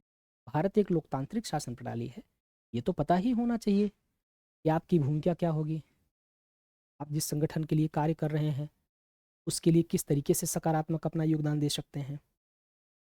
इसके पश्चात विभिन्न क्षेत्रों में विकास के लिए सरकारी नीतियों और हस्तक्षेप और उनके अभिकल्पन का तथा कार्यान्वयन के कारण उत्पन्न जो विषय हैं। अब जैसे तमाम प्रकार की जो सरकार की योजनाएं चलाई जा रही, उस योजना को लेकर भी प्रश्न रखे जाएंगे। जैसे मान लीजिए सरकार जो है हर घर जल मिशन योजना जो है चला रही है ना, या फिर जो है पीडीएस सिस्टम चलाया जा रहा है, उसके समक्ष कौन सी चुनौतियां उपस्थित हो रही हैं, योजना कब लागू की गई थी, उन चुनौतियों को दूर कैसे किया जाना है, अपने सुझाव आप देना है आपको, और उसे किस तरीके से बेहतर बनाया जा सकता है, इन सब बातों की भी चर्चा की जाए। विकास प्रक्रिया, अब आपका इकोनॉमिक्स यहाँ पे एंटर कर रहा है। विकास प्रक्रिया गैर सरकारी संगठन, स्वयं सहायता समूह एवं विभिन्न जो समूह संघ हैं, दानकर्ता, लोपकारी संस्थाओं, संस्थागत एवं अन्य हितधारकों की बात की गई है, ठीक है। इन सब सारे विषयों को शामिल किया गया है। केंद्र राज्य द्वारा जनसंख्या के अति संवेदनशील वर्गों के लिए कल्याणकारी जो योजनाएं चलाई जा रही हैं उनकी बात की गई है, ठीक। स्वास्थ्य, शिक्षा तथा मानव संसाधन की बात की जाएगी, से संबंधित सामाजिक एवं जो अन्य प्रकार के क्षेत्र हैं उन्हें शामिल।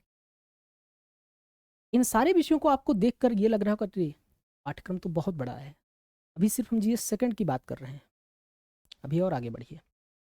फिर आगे रखा गया है कि गरीबी एवं भूख भूख से संबंधित जो विषय हैं, भारत में गरीबी के क्या कारण हैं, उन्हें किस प्रकार से दूर किया जा सकता है, विभिन्न प्रकार के जो योजनाएं चलाई जा रही हैं, है ना, भूख से कौन कौन से परिणाम उत्पन्न हो सकते हैं, भूखमरी के क्या कारण रहे हैं, भूखमरी के पीछे क्या सरकार जिम्मेदार है या समाज जिम्मेदार है या कौन जिम्मेदार है, ऐसे जो सारे विषय हैं सब कुछ रखे जा सकते हैं। भारत एवं इसके पड़ोसी देशों के साथ इसके संबंध,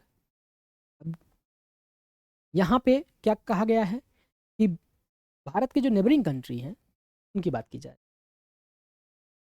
ठीक, पड़ोसी मुल्कों की, उनसे भारत के किस प्रकार से संबंध है, तनावपूर्ण, मित्रवत, उस पर बेस्ड मेंस में क्वेश्चन आ सकते हैं। ठीक है। और द्विपक्षीय, क्षेत्रीय और वैश्विक समूह और भारत से संबंधित अथवा भारत के हितों को प्रभावित करने वाले जो अन्य कारक हैं, ये भी, चाहे वो भारत का किसी दूसरे देश के साथ द्विपक्षीय संबंध हो, बहुपक्षीय संबंध हो, जो विभिन्न प्रकार के संबंध रखे गए हैं, जो विभिन्न प्रकार के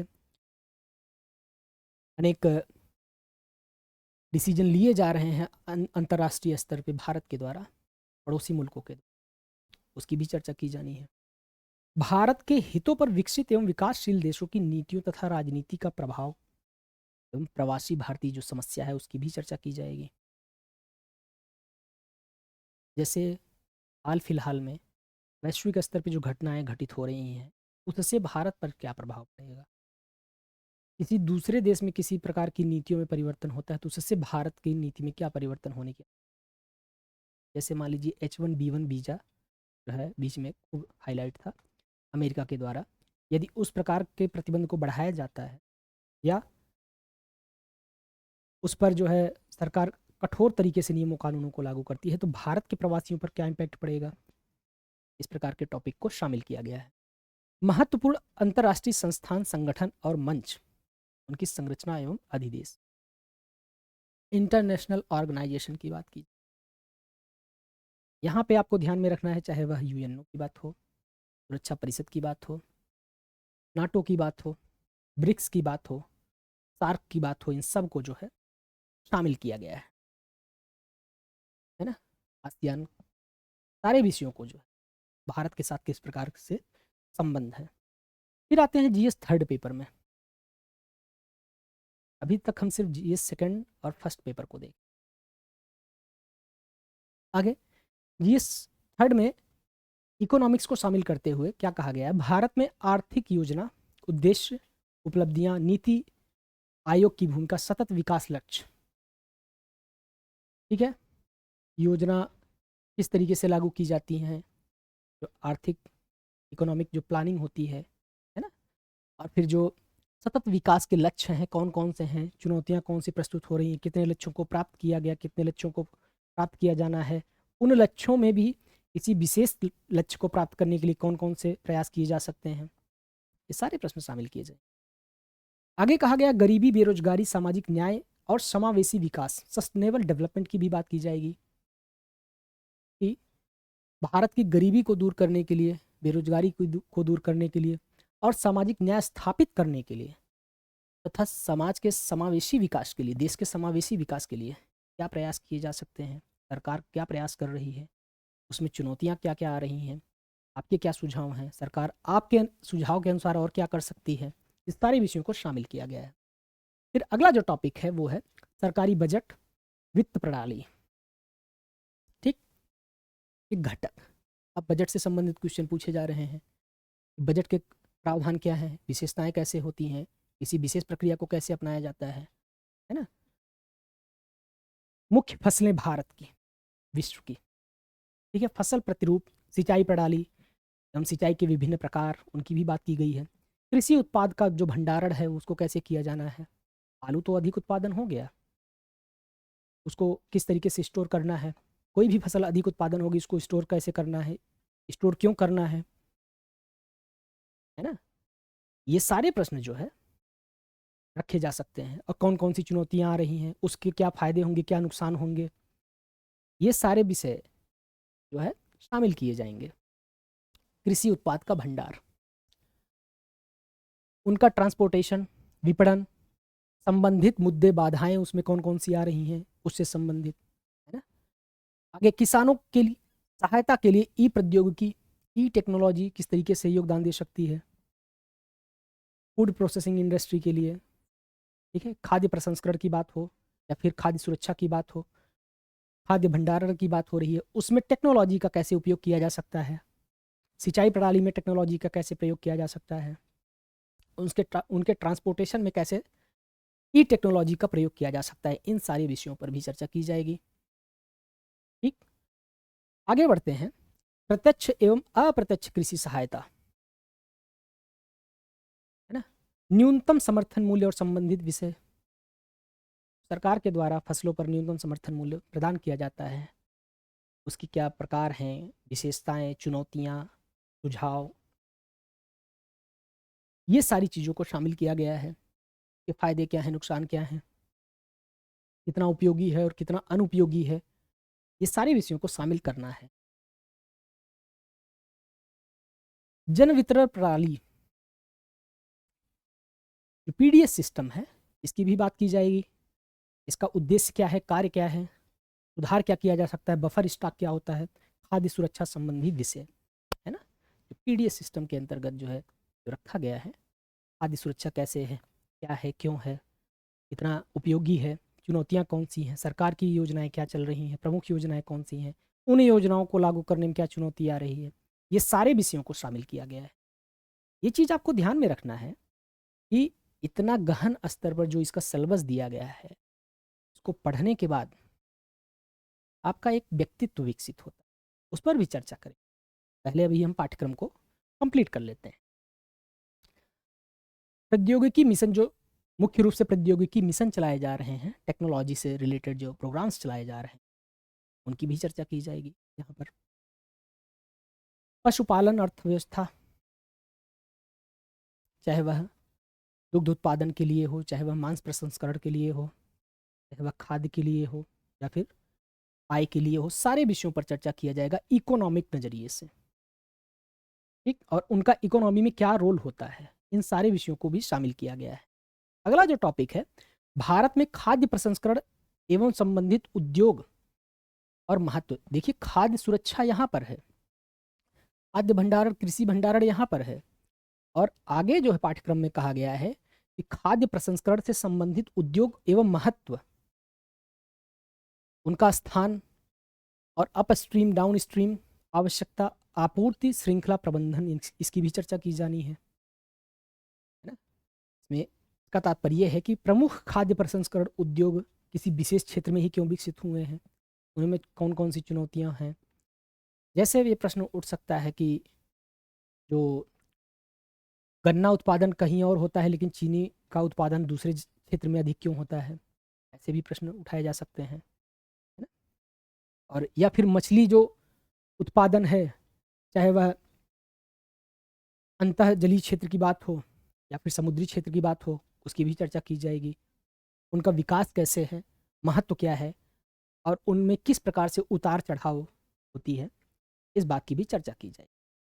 और आपूर्ति श्रृंखला प्रबंधन, उन्हें पूरे देश में जो खाद्य संसाधन है या जो भी संसाधन है, उन्हें देश के विभिन्न भागों में, स्थानों पर किस प्रकार से पहुंचाया जाए कि जो कीमत में उछाल है, जो कीमत वृद्धि की समस्या है, वो ना हो। ये सारे विषयों को शामिल किया गया है। स्वतंत्रता के बाद भारत में भूमि सुधार, लैंड रिफॉर्म भी आपको पढ़ना है, दिख रहे हैं। ये सारे विषय टेस्ट सीरीज मेंस की जो है ज्वाइन करने से आने की, तैयार हो जाने की जो है अगर प्रबल संभावना है, तो शायद प्रीलिम्स निकलने के बाद मेंस का टेस्ट सीरीज अवश्य ही ज्वाइन करना चाहिए। पहले प्रीलिम्स की तैयारी करने के पश्चात अगर कोई ऐसा सोचता है तो ठीक है, भगवान की भी मनोकामना पूर्ण करें। यहाँ पे आपको डराया नहीं जा रहा है, ये आप अपने मन से इस बात को, इस ख्याल को निकाल दीजिए। बस आपको जागरूक करने का एक प्रयास है। अब देखिए, पाठ्यक्रम को देखिए, फिर उसके बाद अभी इस पर चर्चा कर रहे हैं। ये क्लास ठीक ठाक लंबी चलने वाली है, ठीक है। आगे जो शामिल किया गया है, उदारीकरण का अर्थव्यवस्था पर प्रभाव, ठीक। औद्योगिक नीति में परिवर्तन तथा औद्योगिक विकास पर इसका क्या प्रभाव पड़ा। भारतीय अर्थव्यवस्था में जो उदारीकरण है, उसका क्या प्रभाव पड़ा, भारत के उद्योगों के विकास में क्या प्रभाव पड़ा, इन सारी चीज़ों को शामिल किया गया। और किस प्रकार से नीतियों में परिवर्तन हुआ, क्या नीतियों में परिवर्तन सही किया गया, क्या नीतियां जो परिवर्तित करके लागू की गई वे सफल रही, नहीं सफल रही तो क्यों नहीं सफल रही, सारे विषयों को जो है इस प्रकार से प्रश्न बनने की संभावनाएं रहती हैं। बुनियादी जो ढांचा है, ऊर्जा, बंदरगाह, सड़क, विमानपत्तन, रेलवे, इंफ्रास्ट्रक्चर की भी बात की जा रही है कि इनका विकास कैसे किया जाना है, किस तरीके से इनके प्रबंधन में समस्याएं उपस्थित होती हैं और उनसे निपटने के लिए, उन चुनौतियों से निपटने के लिए क्या क्या समाधान निकाले जा सकते हैं, सरकार कौन सी योजनाएं चला रही हैं, ये सारे विषयों को शामिल किया गया है। जैसे आप एक उदाहरण के रूप में समझिए, जैसे सड़क सड़क के लिए एक मेजर जो चुनौती का विषय था वो था टोल टैक्स पर जाम की समस्या, है ना। तो उसके लिए जैसे फास्ट टैग कार्यक्रम जो चलाया गया तो उससे निपटा गया, तो उससे भी क्वेश्चन बनने की संभावना है। या फिर सड़क से ऐसे प्रश्न पूछ सकता है कि किसी क्षेत्र विशेष में या उत्तर प्रदेश में या भारत में सड़क जो है उद्योग की एक रीढ़ के समान है। किसी और तरीके से प्रश्न को घुमाकर पूछा जा सकता है सड़क की संरचना पर।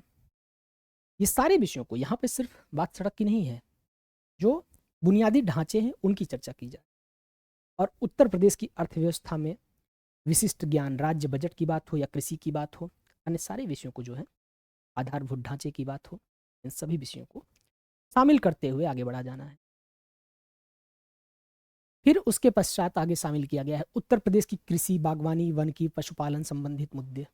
विज्ञान एवं प्रौद्योगिकी, साइंस टेक्नोलॉजी को भी इसमें रखा गया है, जहाँ पर विकास एवं अनुप्रयोग, दैनिक जीवन पर इसका प्रभाव, जो साइंस टेक्नोलॉजी है उसका डेवलपमेंट कहाँ तक हुआ है, लेटेस्ट कौन सी टेक्नोलॉजी है, चाहे वह जीन टेक्नोलॉजी की बात हो या फिर सेरोगेसी की बात हो या जीन थेरेपी की बात हो, जेनेटिक इंजीनियरिंग की बात हो, जीन मॉडिफिकेशन की बात हो, कोई भी हो, सुपर कंप्यूटर की बात की जाएगी, इंफॉर्मेशन टेक्नोलॉजी की बात की जानी है, सारे विषयों को इसमें रखा गया। प्रौद्योगिकी, विज्ञान प्रौद्योगिकी में भारतीयों की उपलब्धि क्या है, देश रूप में प्रौद्योगिकी का विकास, नई प्रौद्योगिकियों का जो है किस प्रकार से विकास हो रहा है, इसकी भी बात की जाएगी। बौद्धिक संपदा अधिकारों की बात की जाएगी, IPR, ठीक। उसके जो संबंधित विषय हैं, जागरूकता की बात की जाएगी, डिजिटल अधिकारों की जो मुद्दे हैं उनको भी रखा गया है ना। जैसे भारत में डिजिटल प्रोग्राम चलाया गया, जो डिजिटल इंडिया, उसको लागू करने में कौन कौन सी समस्याएं हैं, चुनौतियां क्या हैं, सारे प्रश्नों को जो है रखा जाएगा। आगे पर्यावरण और सुरक्षा तंत्र, पारिस्थितिकी तंत्र, वन्य जीव संरक्षण, जैव विविधता, पर्यावरण प्रदूषण व क्षरण, पर्यावरणीय प्रभाव का मूल्यांकन। इसमें आप देखेंगे कि जो इन्वायरमेंट टॉपिक है, चाहे वह वन की बात हो, चाहे नदी की बात हो, चाहे जो वन्य जीव हैं उनकी चर्चा की जाएगी, सारे विषयों को इसमें शामिल किया। जैव विविधता को किस तरीके से संरक्षित किया जाए, उसके समक्ष चुनौतियां कौन सी हैं, विज्ञान का उनमें क्या योगदान हो सकता है, सरकार का क्या योगदान है, वैश्विक स्तर पे कौन सी पहल की जा रही है, वह योजना या फिर जो पहल शुरू की गई है वह कितनी सफल है, या फिर उसके समक्ष कौन सी चुनौतियां आ रही हैं उसको लागू करने में, इन सारे विषयों की चर्चा की जानी है। आगे बढ़ते हैं, गैर पारंपरिक सुरक्षा और सुरक्षा चुनौतियां।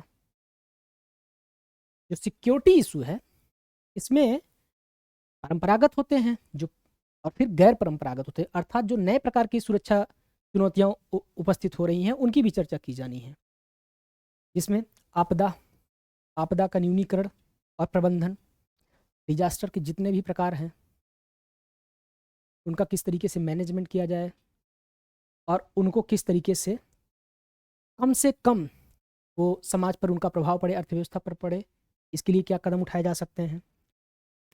अंतर्राष्ट्रीय सुरक्षा की चुनौतियां, इंटरनेशनल लेवल पे सिक्योरिटी के कौन कौन से मेजर कारक हैं, भारत पर किस तरीके से इम्पैक्ट डाल रहे हैं।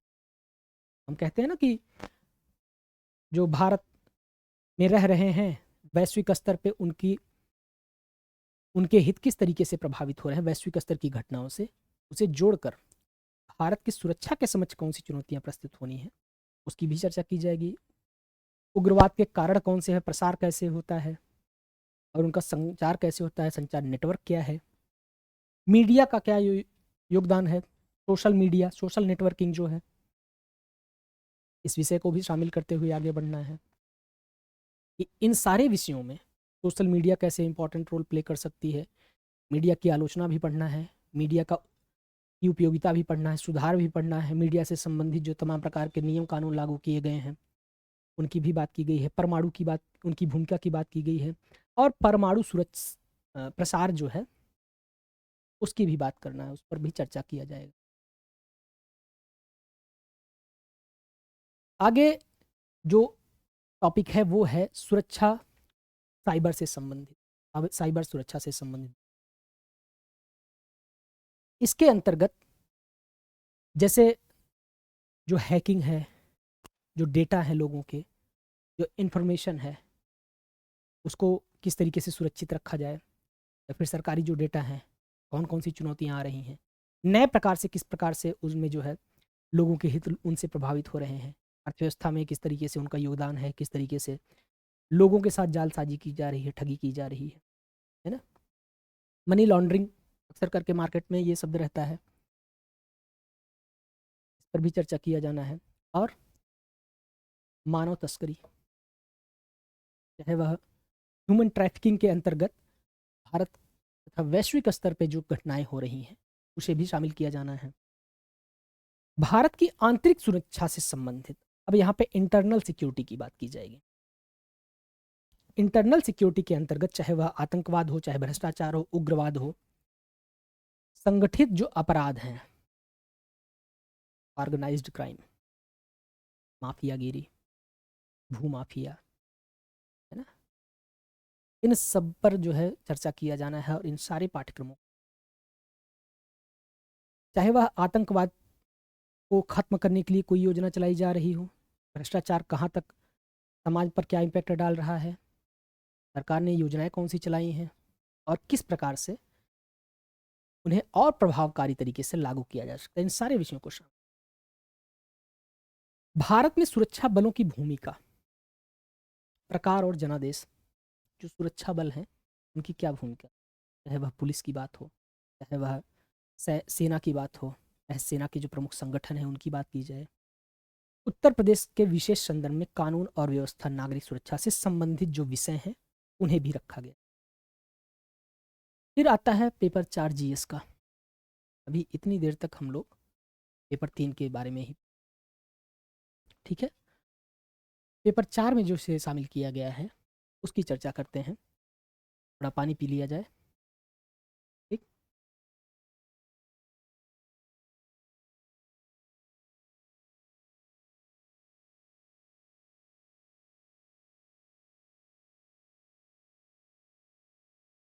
आप देख रहे हैं जीएस के जो तीनों पेपर अभी हम चर्चा, सिलेबस उसमें history, polity, geography, economic science, tech, इन social justice, international relation, world history, सब विषयों को। लेकिन जो पेपर 4 है जीएस का, उसके अंतर्गत जो है एक सिविल सेवक में कौन से नैतिक मूल्य होने चाहिए, व्यक्तित्व कैसा होना, और किस तरीके से आदर्श व्यक्तित्व क्या है, सिविल सेवा के समक्ष चुनौतियां कौन कौन सी उपस्थित हो, इन सारे विषयों को। जैसे इसमें आपके आपके व्यक्तित्व में जो दार्शनिक पक्ष छिपा है उसको टटोलने की कोशिश की। नीति शास्त्र, मानवीय सह संबंध, मानवीय क्रियाकलापों में नीति शास्त्र, सार तत्व, इसके निर्धारण और परिणाम, निजी जीवन में, सार्वजनिक जीवन में मानव मूल्य, इन सारे विषयों को रखा गया कि आप एक प्रशासनिक अधिकारी हैं, सार्वजनिक कर्तव्य क्या है, पारिवारिक कर्तव्य क्या है, कल का एसडीएम बनेंगे तो ये प्रश्न, समाज के प्रति आपका क्या कर्तव्य है, देश के प्रति क्या कर्तव्य है, विभाग के प्रति क्या कर्तव्य है, इन सारे विषयों को शामिल किया गया है। और इसके साथ साथ में ही जो है जो महान नेता लोग हैं, जो समाज सुधारक हैं, प्रशासक हैं, तथा उनके जो उपदेश हैं, उनकी शिक्षाएं हैं, उससे जो मूल्य विकसित हुआ है, ठीक है, और उस मूल्य को विकसित करने में परिवार, समाज, शिक्षण संस्थानों की क्या भूमिका है, इस पर भी चर्चा किया जाना है। शिक्षण संस्थाओं की क्या भूमिका है, समाज की क्या भूमिका, महान व्यक्तियों की क्या भूमिका है, सब प्रश्नों पर चर्चा। अभिवृत्ति टॉपिक शामिल किया गया है। सारांश, संरचना, वृत्ति, विचार तथा आचरण के परिप्रेक्ष्य में इसका प्रभाव, और नैतिक और राजनीतिक अभिरुचि, सामाजिक प्रभाव और धारणा। ठीक है, इन सब विषयों को शामिल किया गया है। सिविल सेवा के लिए अभिरुचि तथा बुनियादी मूल्य, जैसे सत्यनिष्ठा क्या है, इसका विकास कैसे होगा, भेदभाव रहित तथा गैर तरफदारी, निष्पक्षता, सार्वजनिक सेवा के प्रति समर्पण, कमजोर वर्गों के प्रति जो सहानुभूति का विषय है, सहिष्णुता तथा संवेदना, धर्मनिरपेक्षता, ये सारे विषयों को एक सिविल सेवक के अंतर्गत होना कितना आवश्यक है, कितना महत्वपूर्ण है, किस तरीके से प्रशासक के लिए, किस तरीके से देश के लिए, किस तरीके से उस प्रशासनिक संस्था के लिए महत्वपूर्ण है, तो विकास कैसे किया जाना है, उनके यहाँ कौन कौन, सारे विषयों को।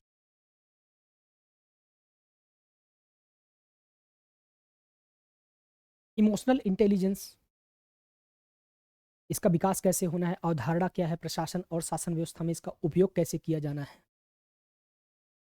इन सारे विषयों को रखा गया है। कल का जैसे केस स्टडी में आप क्वेश्चन पूछते हैं ना कि आप एक प्रशासनिक अधिकारी हो चुके हैं, डीएम हो चुके हैं, आपके पास एक स्थिति ऐसी उत्पन्न होती है कि जब आपको 3 जगहों से फोन आता है कि हाँ मतलब एक जगह आग लगी हुई है, दूसरी जगह पर विद्यालय में आतंकवादी घटनाएं, या फिर तीसरी जगह पर कहीं पर बाढ़ की स्थिति होती है एक ही समय में, तो आपका क्या कर्तव्य बनता है। यहाँ पे आप देख रहे हैं कि आपको निर्णय लेने की जो आपकी क्षमता है उसको परखा जा रहा है प्रशासनिक नज़रिए से। आपको पहले ही बता दिया गया कि आप एक डीएम हैं या प्रशासनिक अधिकारी हैं, है ना। भारत तथा विश्व के नैतिक विचारकों तथा दार्शनिकों के योगदान, सुकरात की बात की जाएगी, प्लेटो की बात की जाएगी, वैश्विक भारत के स्तर पे भी गांधी, नेहरू, अंबेडकर, चाणक्य, इन सारे जो है दार्शनिकों को शामिल किया जाएगा। मैकियावेली के सिद्धांत कितने उपयोगी हैं, कितने नहीं, प्रशासनिक दृष्टिकोण से, इन सब विषयों को रखा गया। आगे नेक्स्ट टॉपिक में रखा गया है लोक प्रशासन में लोक सिविल सेवा के मूल्य तथा नीति शास्त्र।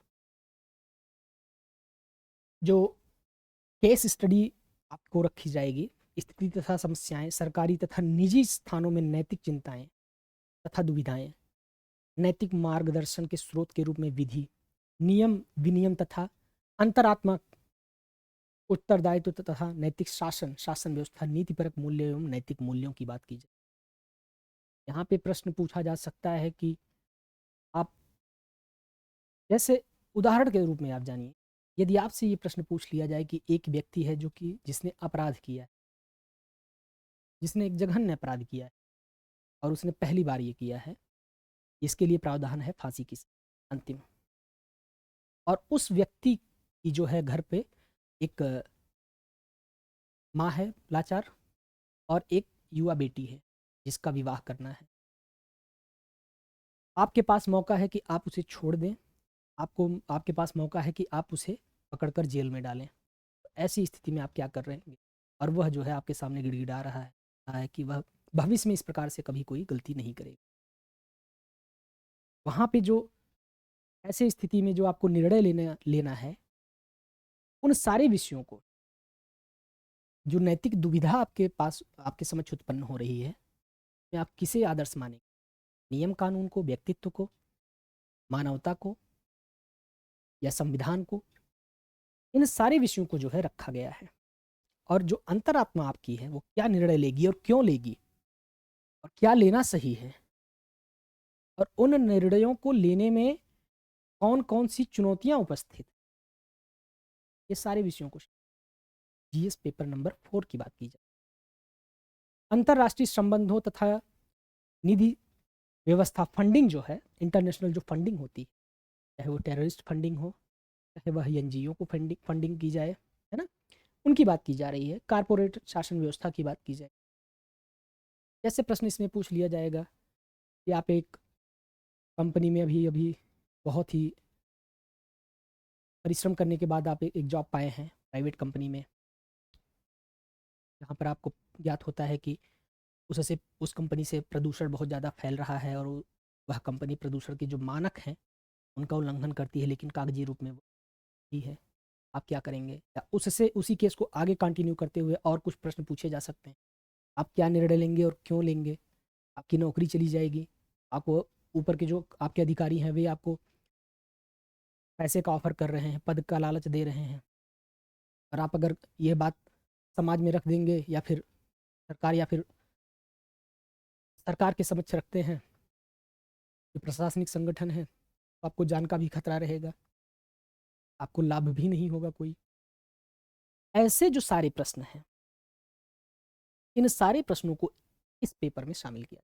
पेपर नंबर 4 में, इथिक्स का पेपर जिसे कहते हैं, गहन तरीके से इसमें आपके व्यक्तित्व के जो दार्शनिक पक्ष हैं उनका परीक्षण किया जाता है। ठीक, शासन व्यवस्था में ईमानदारी कितनी उपयोगी होती है, उसके समक्ष चुनौतियां कौन कौन सी होती हैं, ईमानदारी का विकास कैसे किया जाना है, ईमानदारी के लिए क्या क्या आवश्यक तत्व हैं, ईमानदारी को लागू कैसे किया जाना है, ईमानदारी को प्रोत्साहन कैसे किया जाना है, ईमानदारी का इनाम क्या होता है, चुनौती क्या है ना। ये सारी चीज़ों को शामिल किया गया है। लोक सेवा की अवधारणा, ईमानदारी से देश को क्या लाभ होता है, ईमानदारी से प्रशासन को क्या लाभ होता है, ये भी चीज़ें हैं।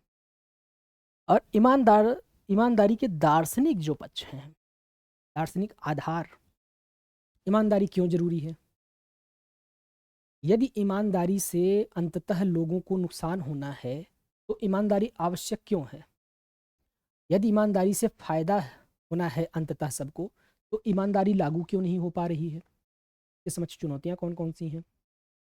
सरकार में सूचना का आदान प्रदान, पारदर्शिता, सूचना के अधिकार, आचार संहिता, आचरण संहिता, नागरिक घोषणा पत्र, इन सारे विषयों को शामिल किया गया है और रखा गया है। ये चीज आपको ध्यान में रखना है। अब आते हैं पेपर नंबर 5, जीएस के पेपर नंबर 4 पेपर जो जीएस के हैं वो कोर जीएस में शामिल किया गया है। के बाद जो 5वां और 6वां नंबर है उसमें मुख्य रूप से यूपी की बातों को उपरोक्त जो अभी हमने सिलेबस पढ़ा 4 जीएस के पेपर, उसी को उत्तर प्रदेश के विशेष संदर्भ में इन दोनों पेपर में उत्तर प्रदेश से संबंधित उन्हीं विषयों को शामिल किया। जैसे उत्तर प्रदेश का इतिहास, सभ्यता, संस्कृति और प्राचीन नगर जो है उत्तर प्रदेश में कौन कौन से हैं, उनकी उपयोगिता क्या है, ये सारे विषय। उत्तर प्रदेश की वास्तुकला, आर्ट एंड कल्चर तो हम इंडिया लेवल पर पढ़े हैं, ये फर्स्ट पेपर, लेकिन यहाँ पे स्टेट लेवल पे पढ़ना है आपको। संग्रहालय, अभिलेखागार, पुरातत्व, संसाधन जो है रख रखाव क्यों उपयोगी है, योजनाएं कौन सी चलाई जा रही हैं, कौन से कहाँ पर हैं, उनकी भी चर्चा की जाएगी। भारत के स्वतंत्रता संग्राम में 1857 के पहले एवं बाद में उत्तर प्रदेश का योगदान, जो भारतीय स्वतंत्रता संग्राम था, हम वर्ल्ड हिस्ट्री में तो पढ़े, इंडियन हिस्ट्री में तो पढ़े, प्रभाव, योगदान, यहाँ पे उत्तर प्रदेश का उसमें क्या योगदान रहा, प्रमुख व्यक्तित्व कौन कौन से शामिल थे, है ना। ये देखिए, व्यक्तित्व स्वतंत्रता सेनानी उत्तर प्रदेश के, इस विषय को शामिल किया गया है। उत्तर प्रदेश में ग्रामीण एवं शहरी जनजातीय जो मुद्दे हैं, सामाजिक जो संरचना है उत्तर प्रदेश की, त्योहार कौन कौन से मनाए जाते हैं, मेले, संगीत, लोक नृत्य, भाषा, साहित्य, बोली, सामाजिक प्रथाएं, पर्यटन, है ना, इन सारे किया जाना है। जैसे अभी जो प्रमुख पर्यटन क्षेत्र हैं उत्तर प्रदेश के, उनकी चर्चा की जाएगी या फिर उनसे संबंधित प्रश्न पूछ लिया जाएगा, उनकी उपयोगिता क्या है, उनसे प्रश्न। उत्तर प्रदेश की अर्थव्यवस्था में वो किस तरीके से मजबूत भूमिका निभा सकते हैं, उस पर आपकी राय पूछ लिया जाए, ये सारे विषय। उत्तर प्रदेश की राज्य व्यवस्था, पॉलिटी, यूपी स्पेशल, चाहे शासन प्रणाली हो, राज्यपाल, मुख्यमंत्री, मंत्रिपरिषद, विधानसभा एवं विधान परिषद, केंद्र राज्य के जो संबंध हैं, आर्थिक संबंध, राजनीतिक संबंध, प्रशासनिक संबंध, इन सब की भी चर्चा उत्तर प्रदेश के विशेष कॉन्टेक्स्ट में करनी है। उत्तर प्रदेश में लोक सेवाएं, लोक सेवा आयोग, लेखा परीक्षा, महान्यायवादी, उच्च न्यायालय और उसके अधिकार क्षेत्रों की भी चर्चा की जाए। आप देख रहे हैं अब पॉलिटी के टॉपिक्स जो है यूपी स्पेशल मेंस लेवल में पूछे जाने हैं। उत्तर प्रदेश विशेष राज्य चयन मानदंड जो है राजभाषा, संचित निधि, आकस्मिक निधि, राजनीतिक दल एवं राज्य निर्वाचन आयोग। यहाँ पर अब पूछा जाएगा कि उत्तर प्रदेश की जो राजनीतिक प्रणाली है, शासन प्रणाली है, उसके विशेष संदर्भ में, चाहे वह कार्यपालिका हो, चाहे व्यवस्थापिका हो, चाहे न्यायपालिका हो, इन सब की चर्चा कर। स्थानीय स्वशासन, शहरी एवं पंचायती राज, लोक नीति, अधिकार एवं संबंधित जो मुद्दे हैं। उत्तर प्रदेश में सुशासन, भ्रष्टाचार निवारण, Lokayukta, citizen charter, e governance, सूचना के अधिकार, समाधान, ये जो योजनाएं हैं उस पर भी चर्चा किया जाना है। उत्तर प्रदेश में भूमि सुधार एवं इसका प्रभाव क्या पड़ा। हम लोग भूमि सुधार भारत के बारे में पढ़ रहे थे, यहाँ पर उत्तर प्रदेश के बारे में पढ़ इस पेपर में। आगे जो शामिल किया गया है, उत्तर प्रदेश में सुरक्षा से जुड़े जो प्रमुख मुद्दे हैं, चाहे वह उग्रवाद के प्रसार एवं विकास के बीच जो संबंध है, चुनौतियां हैं, बाह्य राज्य एवं अंतर्राज्यीय सक्रिय को के आंतरिक सुरक्षा के लिए जो चुनौतियां पैदा करते हैं, उनके संचार नेटवर्क की बात, मीडिया की क्या भूमिका है, सोशल नेटवर्किंग साइट्स की क्या भूमिका है। जैसे उत्तर प्रदेश में जो विभिन्न दंगे होते हैं, चाहे वह जाति हो या सांप्रदायिक हो, इस तरीके से वे कार्य करते हैं, प्रशासन के समक्ष कौन सी चुनौतियां प्रस्तुत करते हैं, प्रशासन किस तरीके से उन पर प्रभावी नियंत्रण स्थापित करता है, ये सारे विषयों को शामिल किया गया है। आगे साइबर सुरक्षा के बुनियादी नियम, काले धन को वैध बनाने, ब्लैक मनी की बात हो रही है एवं इसकी रोकथाम की बात की जा रही है। विभिन्न सुरक्षा बल एवं एजेंसियों और उनके शासन अधिकार पत्र की बात हो रही है। मान लीजिए जैसे यूपी एसटीएफ की चर्चा की, यूपी पुलिस की बात की जाए, तो समझ कौन सी चुनौती और प्रभावी तरीके से कार्य करने के लिए कौन से सुधार की आवश्यकता है, अपने सुझाव दीजिए, है ना। सीमावर्ती क्षेत्रों में सुरक्षा चुनौतियां एवं उनका प्रबंधन, संगठित अपराध का आतंकवाद से संबंध क्या है। जैसे उत्तर प्रदेश के जो पड़ोसी राज्य हैं, कई बार ये सुनते होंगे आपकी जो क्रिमिनल लोग होते हैं, बड़े क्रिमिनल होते हैं, वो क्राइम करके दूसरे राज्यों में भग जाते हैं, ऐसे विषयों को भी शामिल किया गया है। संगठित अपराध, सीमावर्ती क्षेत्रों में सुरक्षा चुनौतियां, जो उत्तर प्रदेश के सीमावर्ती क्षेत्र हैं उनके समक्ष कौन सी चुनौतियां हैं, उनसे क्या चुनौतियां प्रस्तुत होती हैं, इन सब भी बातों की चर्चा की जानी है। उत्तर प्रदेश में कानून व्यवस्था एवं नागरिक अधिकार सुरक्षा की बात की। कानून व्यवस्था को किस तरीके से प्रभावी तरीके से लागू किया जाए, है ना। उत्तर प्रदेश की शिक्षा प्रणाली के समक्ष चुनौतियां कौन कौन सी, प्रणाली कैसी है, सुधार कैसे किया जाना है, सुधार के लिए कौन सी योजनाएं चलाई जाए, सुधार, पिछला सुधार जो किया गया था कितना सफल है, असफल है। मिड डे मील की बात हो चाहे शिक्षा की बात। भारत के विकास में उत्तर प्रदेश की भूमिका क्या है, चाहे वह भारतीय अर्थव्यवस्था की बात हो, चाहे वह भारतीय विज्ञान एवं तकनीकी की बात हो, उसमें उत्तर प्रदेश जो है क्या रोल प्ले कर रहा है। उत्तर प्रदेश की समसामयिक घटनाएं, यूपी करंट, जल शक्ति मिशन एवं अन्य केंद्रीय योजनाओं एवं उनका क्रियान्वयन, जो तमाम प्रकार की केंद्र सरकार की विभिन्न सामाजिक योजनाएं चलाई जा रही हैं, उनका किस तरीके से उत्तर प्रदेश इम्प्लीमेंटेशन किया जा रहा है। उत्तर प्रदेश में गैर सरकारी संगठन, एनजीओ, मुद्दे, योगदान एवं प्रभाव, कौन कौन सी चुनौती, इस पर भी चर्चा। आगे जो शामिल किया गया है, उत्तर प्रदेश में पर्यटन मुद्दे एवं संभावनाएं, पर्यटन कितना महत्वपूर्ण है, कितना उपयोगी है, चुनौतियां कौन सी हैं, तमाम प्रकार के जो धार्मिक स्थलों पर विभिन्न जो सर्किट डेवलप किए जा रहे हैं उत्तर प्रदेश में, कॉरिडोर जो विकसित किए जा रहे हैं, उनकी भी बात की जाएगी। उत्तर प्रदेश में विभिन्न क्षेत्रों में नवाचार एवं इसके मुद्दे एवं इसका समाज में रोजगार एवं सामाजिक आर्थिक विकास पर क्या इम्पैक्ट पड़ना है, इसकी भी चर्चा की जाएगी। ये हो गया पेपर नंबर 5 था। वो बातें पेपर नंबर 6 में। पेपर नंबर 6 में उत्तर प्रदेश की अर्थव्यवस्था, बजट, उसकी मुख्य विशेषताएं, बुनियादी ढांचा, इन सब की चर्चा की जानी है। भौतिक जो संसाधन है, चाहे वह जो है मिनरल रिसोर्सेज हों या फिर जो अन्य प्रकार के संसाधन हैं, उनकी भी चर्चा की जाएगी। उत्तर प्रदेश के व्यापार, वाणिज्य एवं उद्योग का भी यहाँ पे आपको अध्ययन करना है। उत्तर प्रदेश सरकार की लोक कल्याणकारी योजनाएं जो हैं उसे भी शामिल किया गया है। ठीक है, उत्तर प्रदेश सरकार के द्वारा कौन सी प्रमुख लोक कल्याणकारी योजनाएं परियोजनाएं? मानव संसाधन एवं कौशल विकास, उत्तर प्रदेश के द्वारा। आगे, उत्तर प्रदेश में निवेश संबंधी जो मुद्दे हैं, जो प्रभाव है उसका क्वेश्चन कि उत्तर प्रदेश में जो एफडीआई हो रहा है क्या प्रभाव पड़ेगा कामगार जो वर्ग। आगे कहा गया है उत्तर प्रदेश की लोक वित्त एवं राजकोषीय नीति, कर, आर्थिक सुधार, एक जिला एक उत्पाद से संबंधित जो प्रश्न है, ये सब योजनाएं जो चलाई जा रही। फिर जो नवीकरणीय ऊर्जा है, गैर नवीकरणीय ऊर्जा संसाधन जो उत्तर प्रदेश की बात की जा रही है, जनगणना जनसंख्या, उत्तर प्रदेश में कृषि व्यवसायीकरण एवं कृषि फसलों के उत्पादन की बात की जाती। नवीन जो फॉरेस्ट पॉलिसी लागू की गई है, न्यू फॉरेस्ट पॉलिसी की भी चर्चा की। उत्तर प्रदेश के कृषि एवं सामाजिक वन की,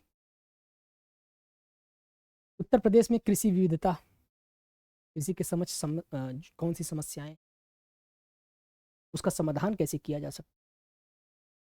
प्रदेश के विभिन्न क्षेत्रों के विकास सूचकांक, उत्तर प्रदेश का भूगोल है ना, नदियाँ, पर्वत, पठार, खनिज संसाधन, नदियों का अपवाह, जो वनस्पति वितरण है, उन सब का भी अध्ययन किया जाना है। उत्तर प्रदेश में राष्ट्रीय उद्यान एवं वन्यजीव अभ्यारण्य कौन कौन से हैं, कहाँ पे हैं, किस तरीके से सफल हैं, कितने असफल हैं। उत्तर प्रदेश में परिवहन तंत्र, इस सड़क, रेल, हवाई जो परिवहन तंत्र है। आगे किया गया है उत्तर प्रदेश में औद्योगिक विकास, शक्ति संसाधन और अधोसंरचना। फिर नेक्स्ट टॉपिक है उत्तर प्रदेश में प्रदूषण और पर्यावरण के मुद्दे, प्रदूषण नियंत्रण, इसके कार्य, जो पॉल्यूशन से रिलेटेड टॉपिक है उसको भी शामिल किया जाना है, खास करके यूपी बेस्ड। उत्तर प्रदेश के प्राकृतिक संसाधन, नेचुरल जो रिसोर्सेज हैं, चाहे मृदा हो, चाहे वायु हो, वनस्पति हो, मैदान है, आर्द्र भूमि है, कौन कौन सी लेटेस्ट कौन सी है, क्यों है, क्या उपयोगिता है, सारी चीज़ों। फिर आगे बढ़ते हैं उत्तर प्रदेश की जलवायु परिवर्तन एवं मौसम पूर्वानुमान संबंधी जो मुद्दे हैं। जलवायु परिवर्तन का उत्तर प्रदेश की कृषि पर क्या प्रभाव पड़ रहा है, इस तरीके से। उत्तर प्रदेश के संदर्भ में अधिवास, पारिस्थितिकी तंत्र, संरचना एवं कार्य, समायोजन, जीव जंतु एवं वनस्पति, इसको भी इस टॉपिक को भी रखा गया है। उत्तर प्रदेश के में विज्ञान एवं तकनीकी के मुद्दे, प्रसार एवं प्रयत्न, इन सारे विषयों को देखिए आप, साइंस टेक्नोलॉजी के टॉपिक आ गए इसमें। यूपी, उत्तर प्रदेश में मत्स्य, अंगूर, रेशम, फल, फूल, बागवानी, पौधे है ना, उत्तर प्रदेश के विकास में इनका प्रभाव, जैसे बागवानी का क्या योगदान हो सकता है, उत्तर प्रदेश की प्रमुख फसलें कौन सी है, विकास में कौन सी योजना चलाई जा रही, प्रभावकारी है, या फिर जो जंगल है वो उत्तर प्रदेश की अर्थव्यवस्था में किस प्रकार से महत्वपूर्ण भूमिका आ रहे हैं। इस सारे प्रश्नों को शामिल, मछली पालन की जो योजनाएं चलाई जाए। उत्तर प्रदेश के विकास में सार्वजनिक एवं निजी साझेदारी, पीपीपी को प्रोत्साहित करने के लिए सरकार क्या करती है, दीजिए, के लिए कौन सी चुनौतियां हैं, इन सारे विषयों को रखा गया। ये था पेपर नंबर 6। इतनी देर बस सिर्फ सिलेबस पढ़ा जाए। अब आपसे एक प्रश्न यहाँ पे पूछा जाना है, फिर उसके बाद चलिए इंटरव्यू की भी चर्चा कर लेते हैं, उसके बाद ही फिर तो अपनी चर्चा को आगे बढ़ाते हैं। इंटरव्यू जो है ये होना है 100 नंबर का।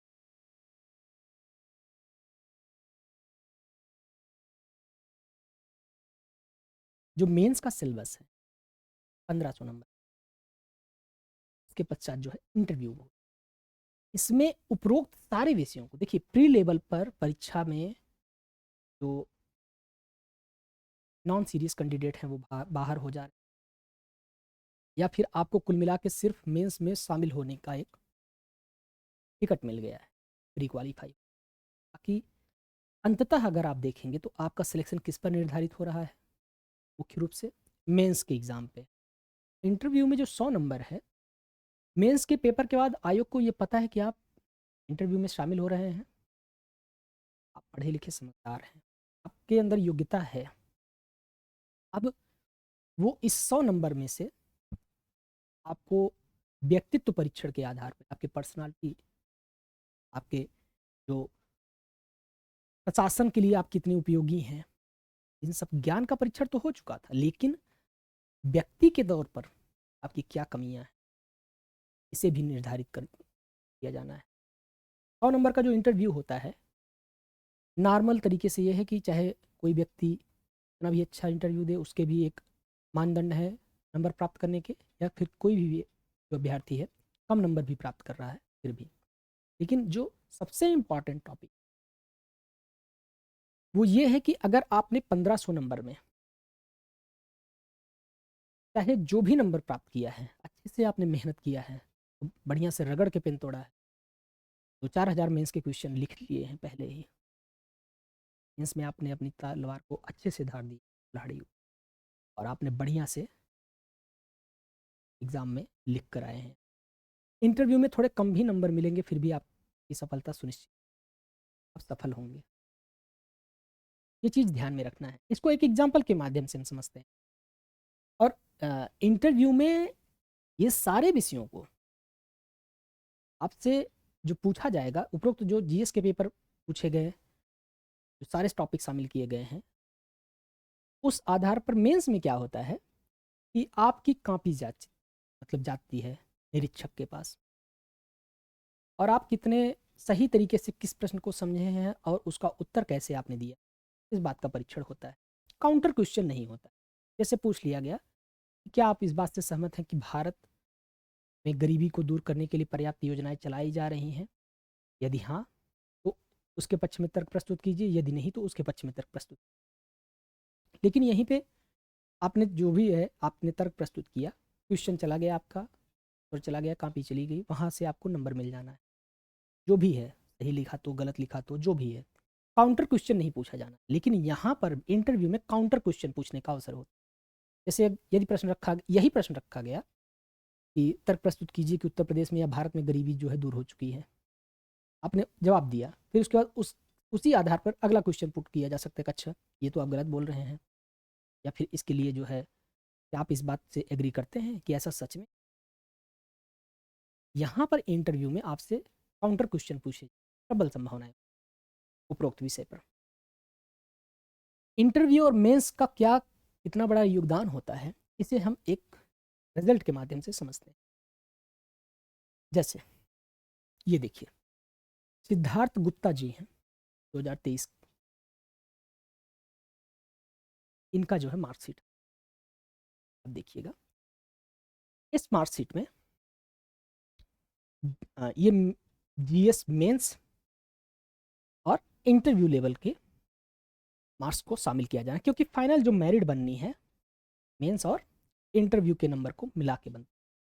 अब देखेंगे कि हिंदी में इन्होंने 150, ये दोनों 150 नंबर के होते हैं पेपर, हिंदी में इन्होंने 93 नंबर, इससे में इनके 83 नंबर, बहुत ही अच्छे नंबर है ना, ठीक है। उसके पश्चात जीएस फर्स्ट में 104 नंबर, एक्सीलेंट।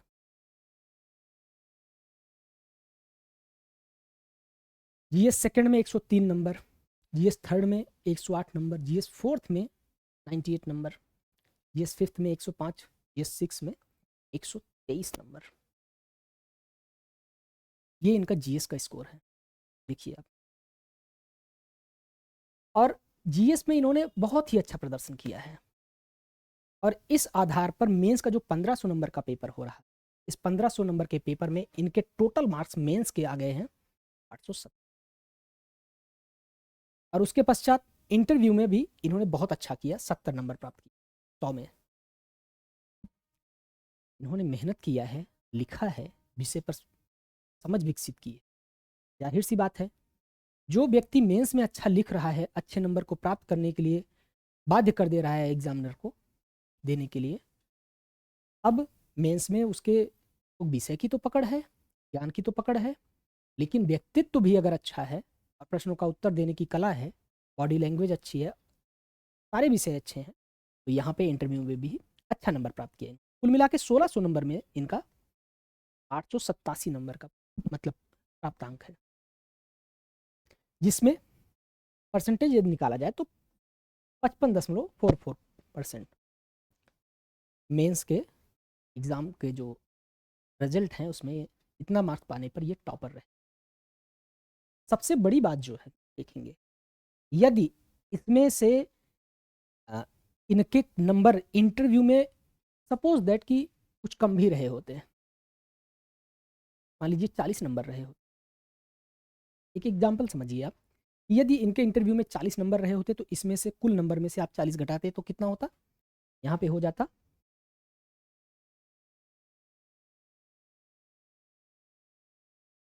847। अब भी इनका नंबर बहुत अच्छा था, ये अब भी जो है बहुत अच्छा इनका मेरिट में स्थान रहता। कहने का तात्पर्य यह है कि पूरा का पूरा खेल सिर्फ और सिर्फ मेंस का है सिलेक्शन।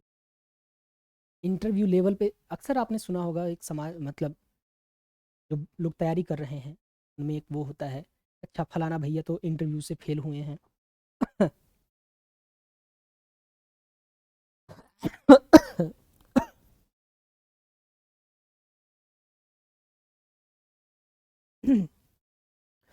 सॉरी।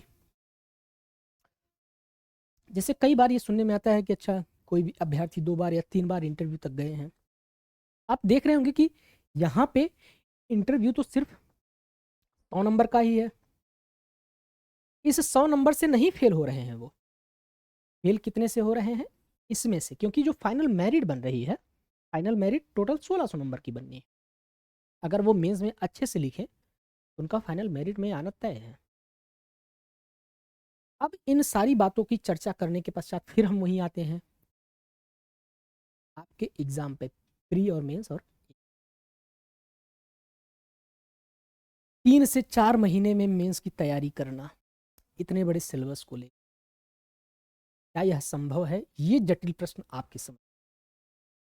यदि कोई स्टूडेंट कोई एस्पिरेंट तैयारी कर रहा है 3 से 4 महीने में, मैं इस बात से सहमत हूँ कि आप प्री लेवल की तैयारी कर सकते हैं, लेकिन उसके पश्चात जो संस्थान ये दावा करते हैं कि हाँ आप प्री क्वालिफाई कीजिए उसके बाद मेंस की तैयारी में हम हैं, कोई संस्थान खड़े नहीं हो। बस वो अपने संस्थान में इस बात को रिजल्ट तो करते हैं कि अच्छा हमारे संस्थान से हमारे पढ़ाए हुए बच्चे इतने बच्चे प्रीलिम्स क्वालिफाई, उसके बाद उनको नहीं। और आप फिर फाइनल सिलेक्शन जब चाहे जहाँ से प्राप्त कीजिए, चाहे जितना स्ट्रगल कीजिए, चाहे जितना मेहनत कीजिए, लेकिन अंततः ये आपकी मेहनत है और इसमें आपकी प्रतिभा है, आपकी सफलता है। मेंस के बाद 1.5 से 2 महीने में इंटरव्यू कंडक्ट होना है। अब प्रक्रिया थोड़ी चलती है, ठीक। इतने छोटे से समय में व्यक्तित्व परीक्षण के लिए जो पर्सनालिटी, इसमें कौन सी आप पर्सनालिटी विकसित कर लेंगे, कौन सी पर्सनालिटी बदल लेंगे, चलने उठने बैठने का तरीका बदल सकते हैं, बॉडी लैंग्वेज बदल सकते हैं, या अगर आप हकला रहे हैं तो उसे थोड़ा सुधार सकते हैं, लेकिन जो नॉलेज का परीक्षण किया जाना है क्या आप उसे बदल लेंगे? और सबसे मज़े की बात यह है कि अक्सर करके बच्चों के मुंह से ये सुना जाता है कि अच्छा मेंस का टेस्ट सीरीज ज्वाइन कर लेंगे, प्रीलिम्स निकलने के बाद क्या करना है, मेंस की टेस्ट सीरीज ज्वाइन कर लेना है। अब उन्हें अब उतना सारा विषय पढ़ने के लिए समय अलग निकालना है, मेंस के टेस्ट सीरीज के लिए जाके अलग समय वो करना है। मेंस का जो टेस्ट सीरीज ज्वाइन किए जिस कोचिंग संस्थान का, अच्छे अच्छे कोचिंग संस्थान होगा, वहाँ पे जाके उस नंबर को प्राप्त कर, मेंस की टेस्ट सीरीज अगर आपने किसी अच्छे संस्थान में ज्वाइन किया है उसके माध्यम से आप वहाँ पे टॉप भी कर रहे हैं तो भी कोई सफलता असफलता नहीं है। कुल मिला के आपको फाइनल एग्जाम के रिजल्ट में आपको सफलता प्राप्त कर, इसके लिए हाँ, टेस्ट सीरीज आप तब ज्वाइन कर सकते हैं जब आपका बेहतर तरीके से सब कुछ तैयार है। तैयार होने के पश्चात जैसे ही प्रीलिम्स निकला, आपने क्या किया, टाइम मैनेजमेंट के लिए आप चले गए मेंस का टेस्ट सीरीज देने। आप जा रहे हैं या फिर किसी संस्थान का ला के अपने रूम पे ही सॉल्व कर रहे हैं, या संस्थान में ही जाके आप फिजिकली प्रेजेंट होके जो है दे रहे हैं टेस्ट। आप टाइम मैनेजमेंट करना सीख लीजिए। लेकिन ये जानिए वहाँ पर प्रश्न पूछ रहा है क्यों, क्योंकि जो टेस्ट हो रहे हैं मेंस के टेस्ट सीरीज संस्थानों के, वो आपके सामने वही मॉडल पेपर रखना है उन्हें, अपने संस्थान के द्वारा बनाए गए विशेषज्ञों के द्वारा। उसमें आपके ज्ञान का परीक्षण किया जाना है। तो आप ये कैसे उम्मीद कर रहे हैं कि मेंस में वो आपका परीक्षा निकालने की क्षमता, वो आपसे पूछ रहे हैं और आप उनसे गए हैं ज्ञान लेने के लिए। आप अपने ज्ञान को वहाँ पे जजमेंट करने के लिए जाते हैं। तो इसलिए यदि सफलता प्राप्त करनी है तो पूरी कोशिश कीजिए कि मेंस की तैयारी में लगिए। 1 से 1.5 साल जो है आप मेंस की तैयारी में दीजिए। 1 से 1.5 साल इसी मेंस की तैयारी में। क्यों? क्योंकि जो अभी हम सिलेबस देख रहे थे, ये तो प्री का सिलेबस है। आपने एक बार अच्छे से समय दे दिया 1 से 1.5 साल के लिए मेंस में, इसी मेंस से कुछ विषयों को कम करके छांट कर आपके प्री लेवल पे पूछने हैं। मेंस में आपने एक बार समय दे दिया अच्छे से, ये मान के चलना है कि हमें अपनी तैयारी का 2 साल लगा, अच्छे से इत्मीनान से। उसके पश्चात अब आपका मेंस तैयार हो गया। आपने लगातार जब जैसे जैसे विषय पढ़ाए जा रहे हैं, चाहे इतिहास हो, चाहे भूगोल हो, चाहे पॉलिटी हो, इन्वायरमेंट हो, साइंस टेक्नोलॉजी हो, सोसाइटी हो, सोशल जस्टिस हो, एग्रीकल्चर हो, सारे विषय जैसे जैसे पढ़ाए जा रहे हैं, आप उसी दरमियान उन सारे विषयों से संबंधित प्रश्नों को लिखने की कला विकसित करते रहिए। मेंस की बात की जाए, जैसे जब मेरे मेरा अपना टॉपिक जो है इंडियन कॉन्स्टिट्यूशन रहेगा, पॉलिटी रहेगा, तो उससे संबंधित आपको उदाहरण देकर चर्चा कर। जैसे जब इंडियन कॉन्स्टिट्यूशन पढ़ रहे हैं, पार्लियामेंट के बारे में पढ़ रहे हैं, संसदीय व्यवस्था के बारे में, और संसदीय व्यवस्था में हम उसकी विशेषताओं को पढ़ रहे हैं। उस टॉपिक को पढ़ने के बाद उससे संबंधित फैक्ट भी आपको दे दिए गए, है ना। शून्यकाल क्या होता है, प्रश्नकाल क्या हुआ है, और जो धन विधेयक और वित्त विधेयक में अंतर क्या है, साधारण विधेयक क्या होता है, संविधान संशोधन विधेयक कैसे है, धन विधेयक किस सभा में प्रस्तुत किया जाता है, इसको विशेष अधिकार है। ये सारे प्रश्न जो है जब फैक्ट लेवल पे आपको पता हो गए, कॉन्सेप्ट भी उसी दरमियान क्लियर किया गया। उसी के साथ साथ में अगर आपको 10 से 15 क्वेश्चन मेंस स्तर पे करा दिए जाए और आप उसी पार्लियामेंट टॉपिक पढ़ते समय ही कुछ प्रश्नों को आप मेंस स्तर पे सॉल्व कीजिए। प्रत्येक दिन सिर्फ 1 या 2 क्वेश्चन मेंस स्तर पे लिखिए। इसके पश्चात आपका एक अच्छा बेस मजबूत हो। जैसे ही मेंस आपका प्रीलिम्स आपका क्वालिफाई होगा, जैसे साल से 1.5 साल में आपका सिलेबस कंप्लीट हुआ, आप फिर उसके बाद एग्जाम में बैठे, 3 से 4 महीने में आपने उन्हीं फैक्टों को जो कोर फैक्ट हैं, जैसे history, polity, geography, science, tech, environment, सारे विषयों को, करंट अफेयर जो पूछा जाना है प्रीलिम्स में, उसे आपने पढ़ा। और उसके पश्चात जो है प्रीलिम्स जैसे क्वालिफाई हुआ, उसके 3 से 4 माह के भीतर जो आपको समय मिल रहा है, आप मेंस की तैयारी तो पहले ही कर चुके हैं।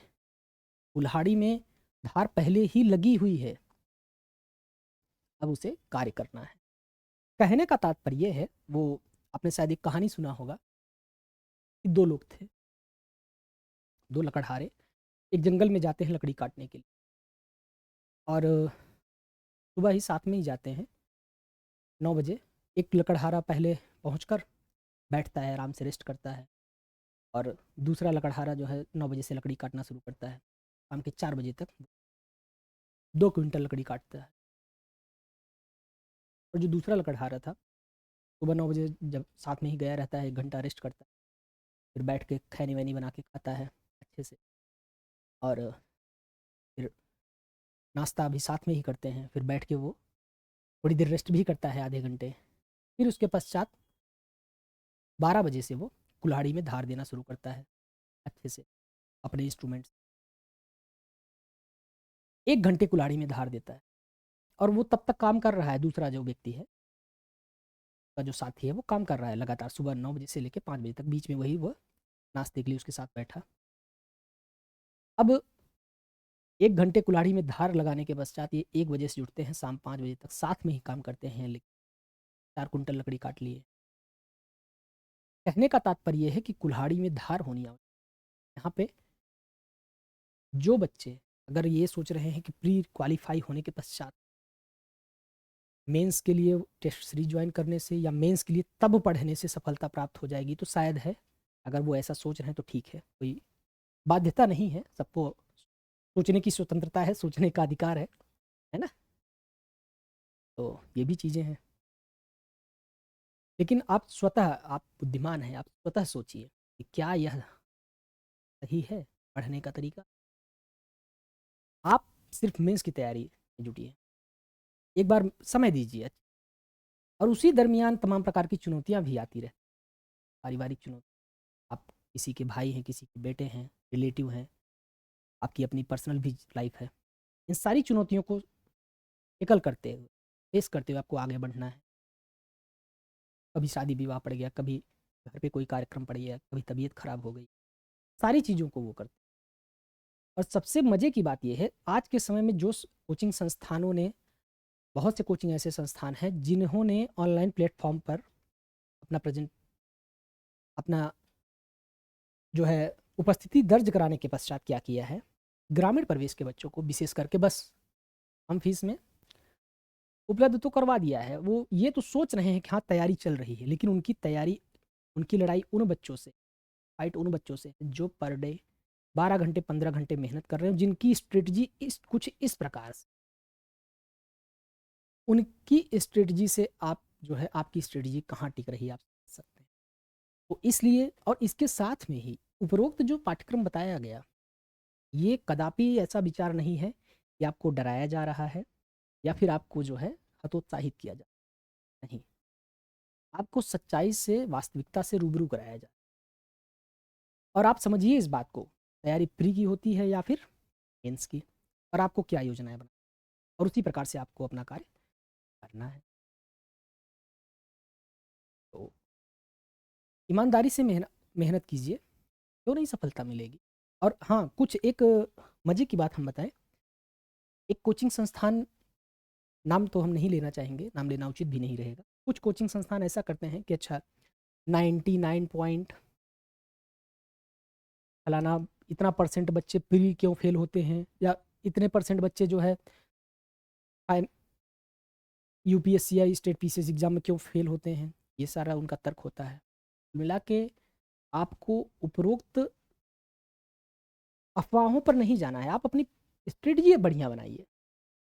इतने तो बच्चे फेल होने ही हैं, सीटें जब 250 निकलनी है, सीटें 300 निकलनी है, एग्ज़ाम में अपीयर हो रहे हैं 6 लाख बच्चे, तो बच्चों को तो फेल होना ही है। सीटें जब 300 हैं तो कैसे 6 लाख बच्चे सफलता प्राप्त कर लेंगे, नहीं करेंगे, कोई सवाल ही नहीं है।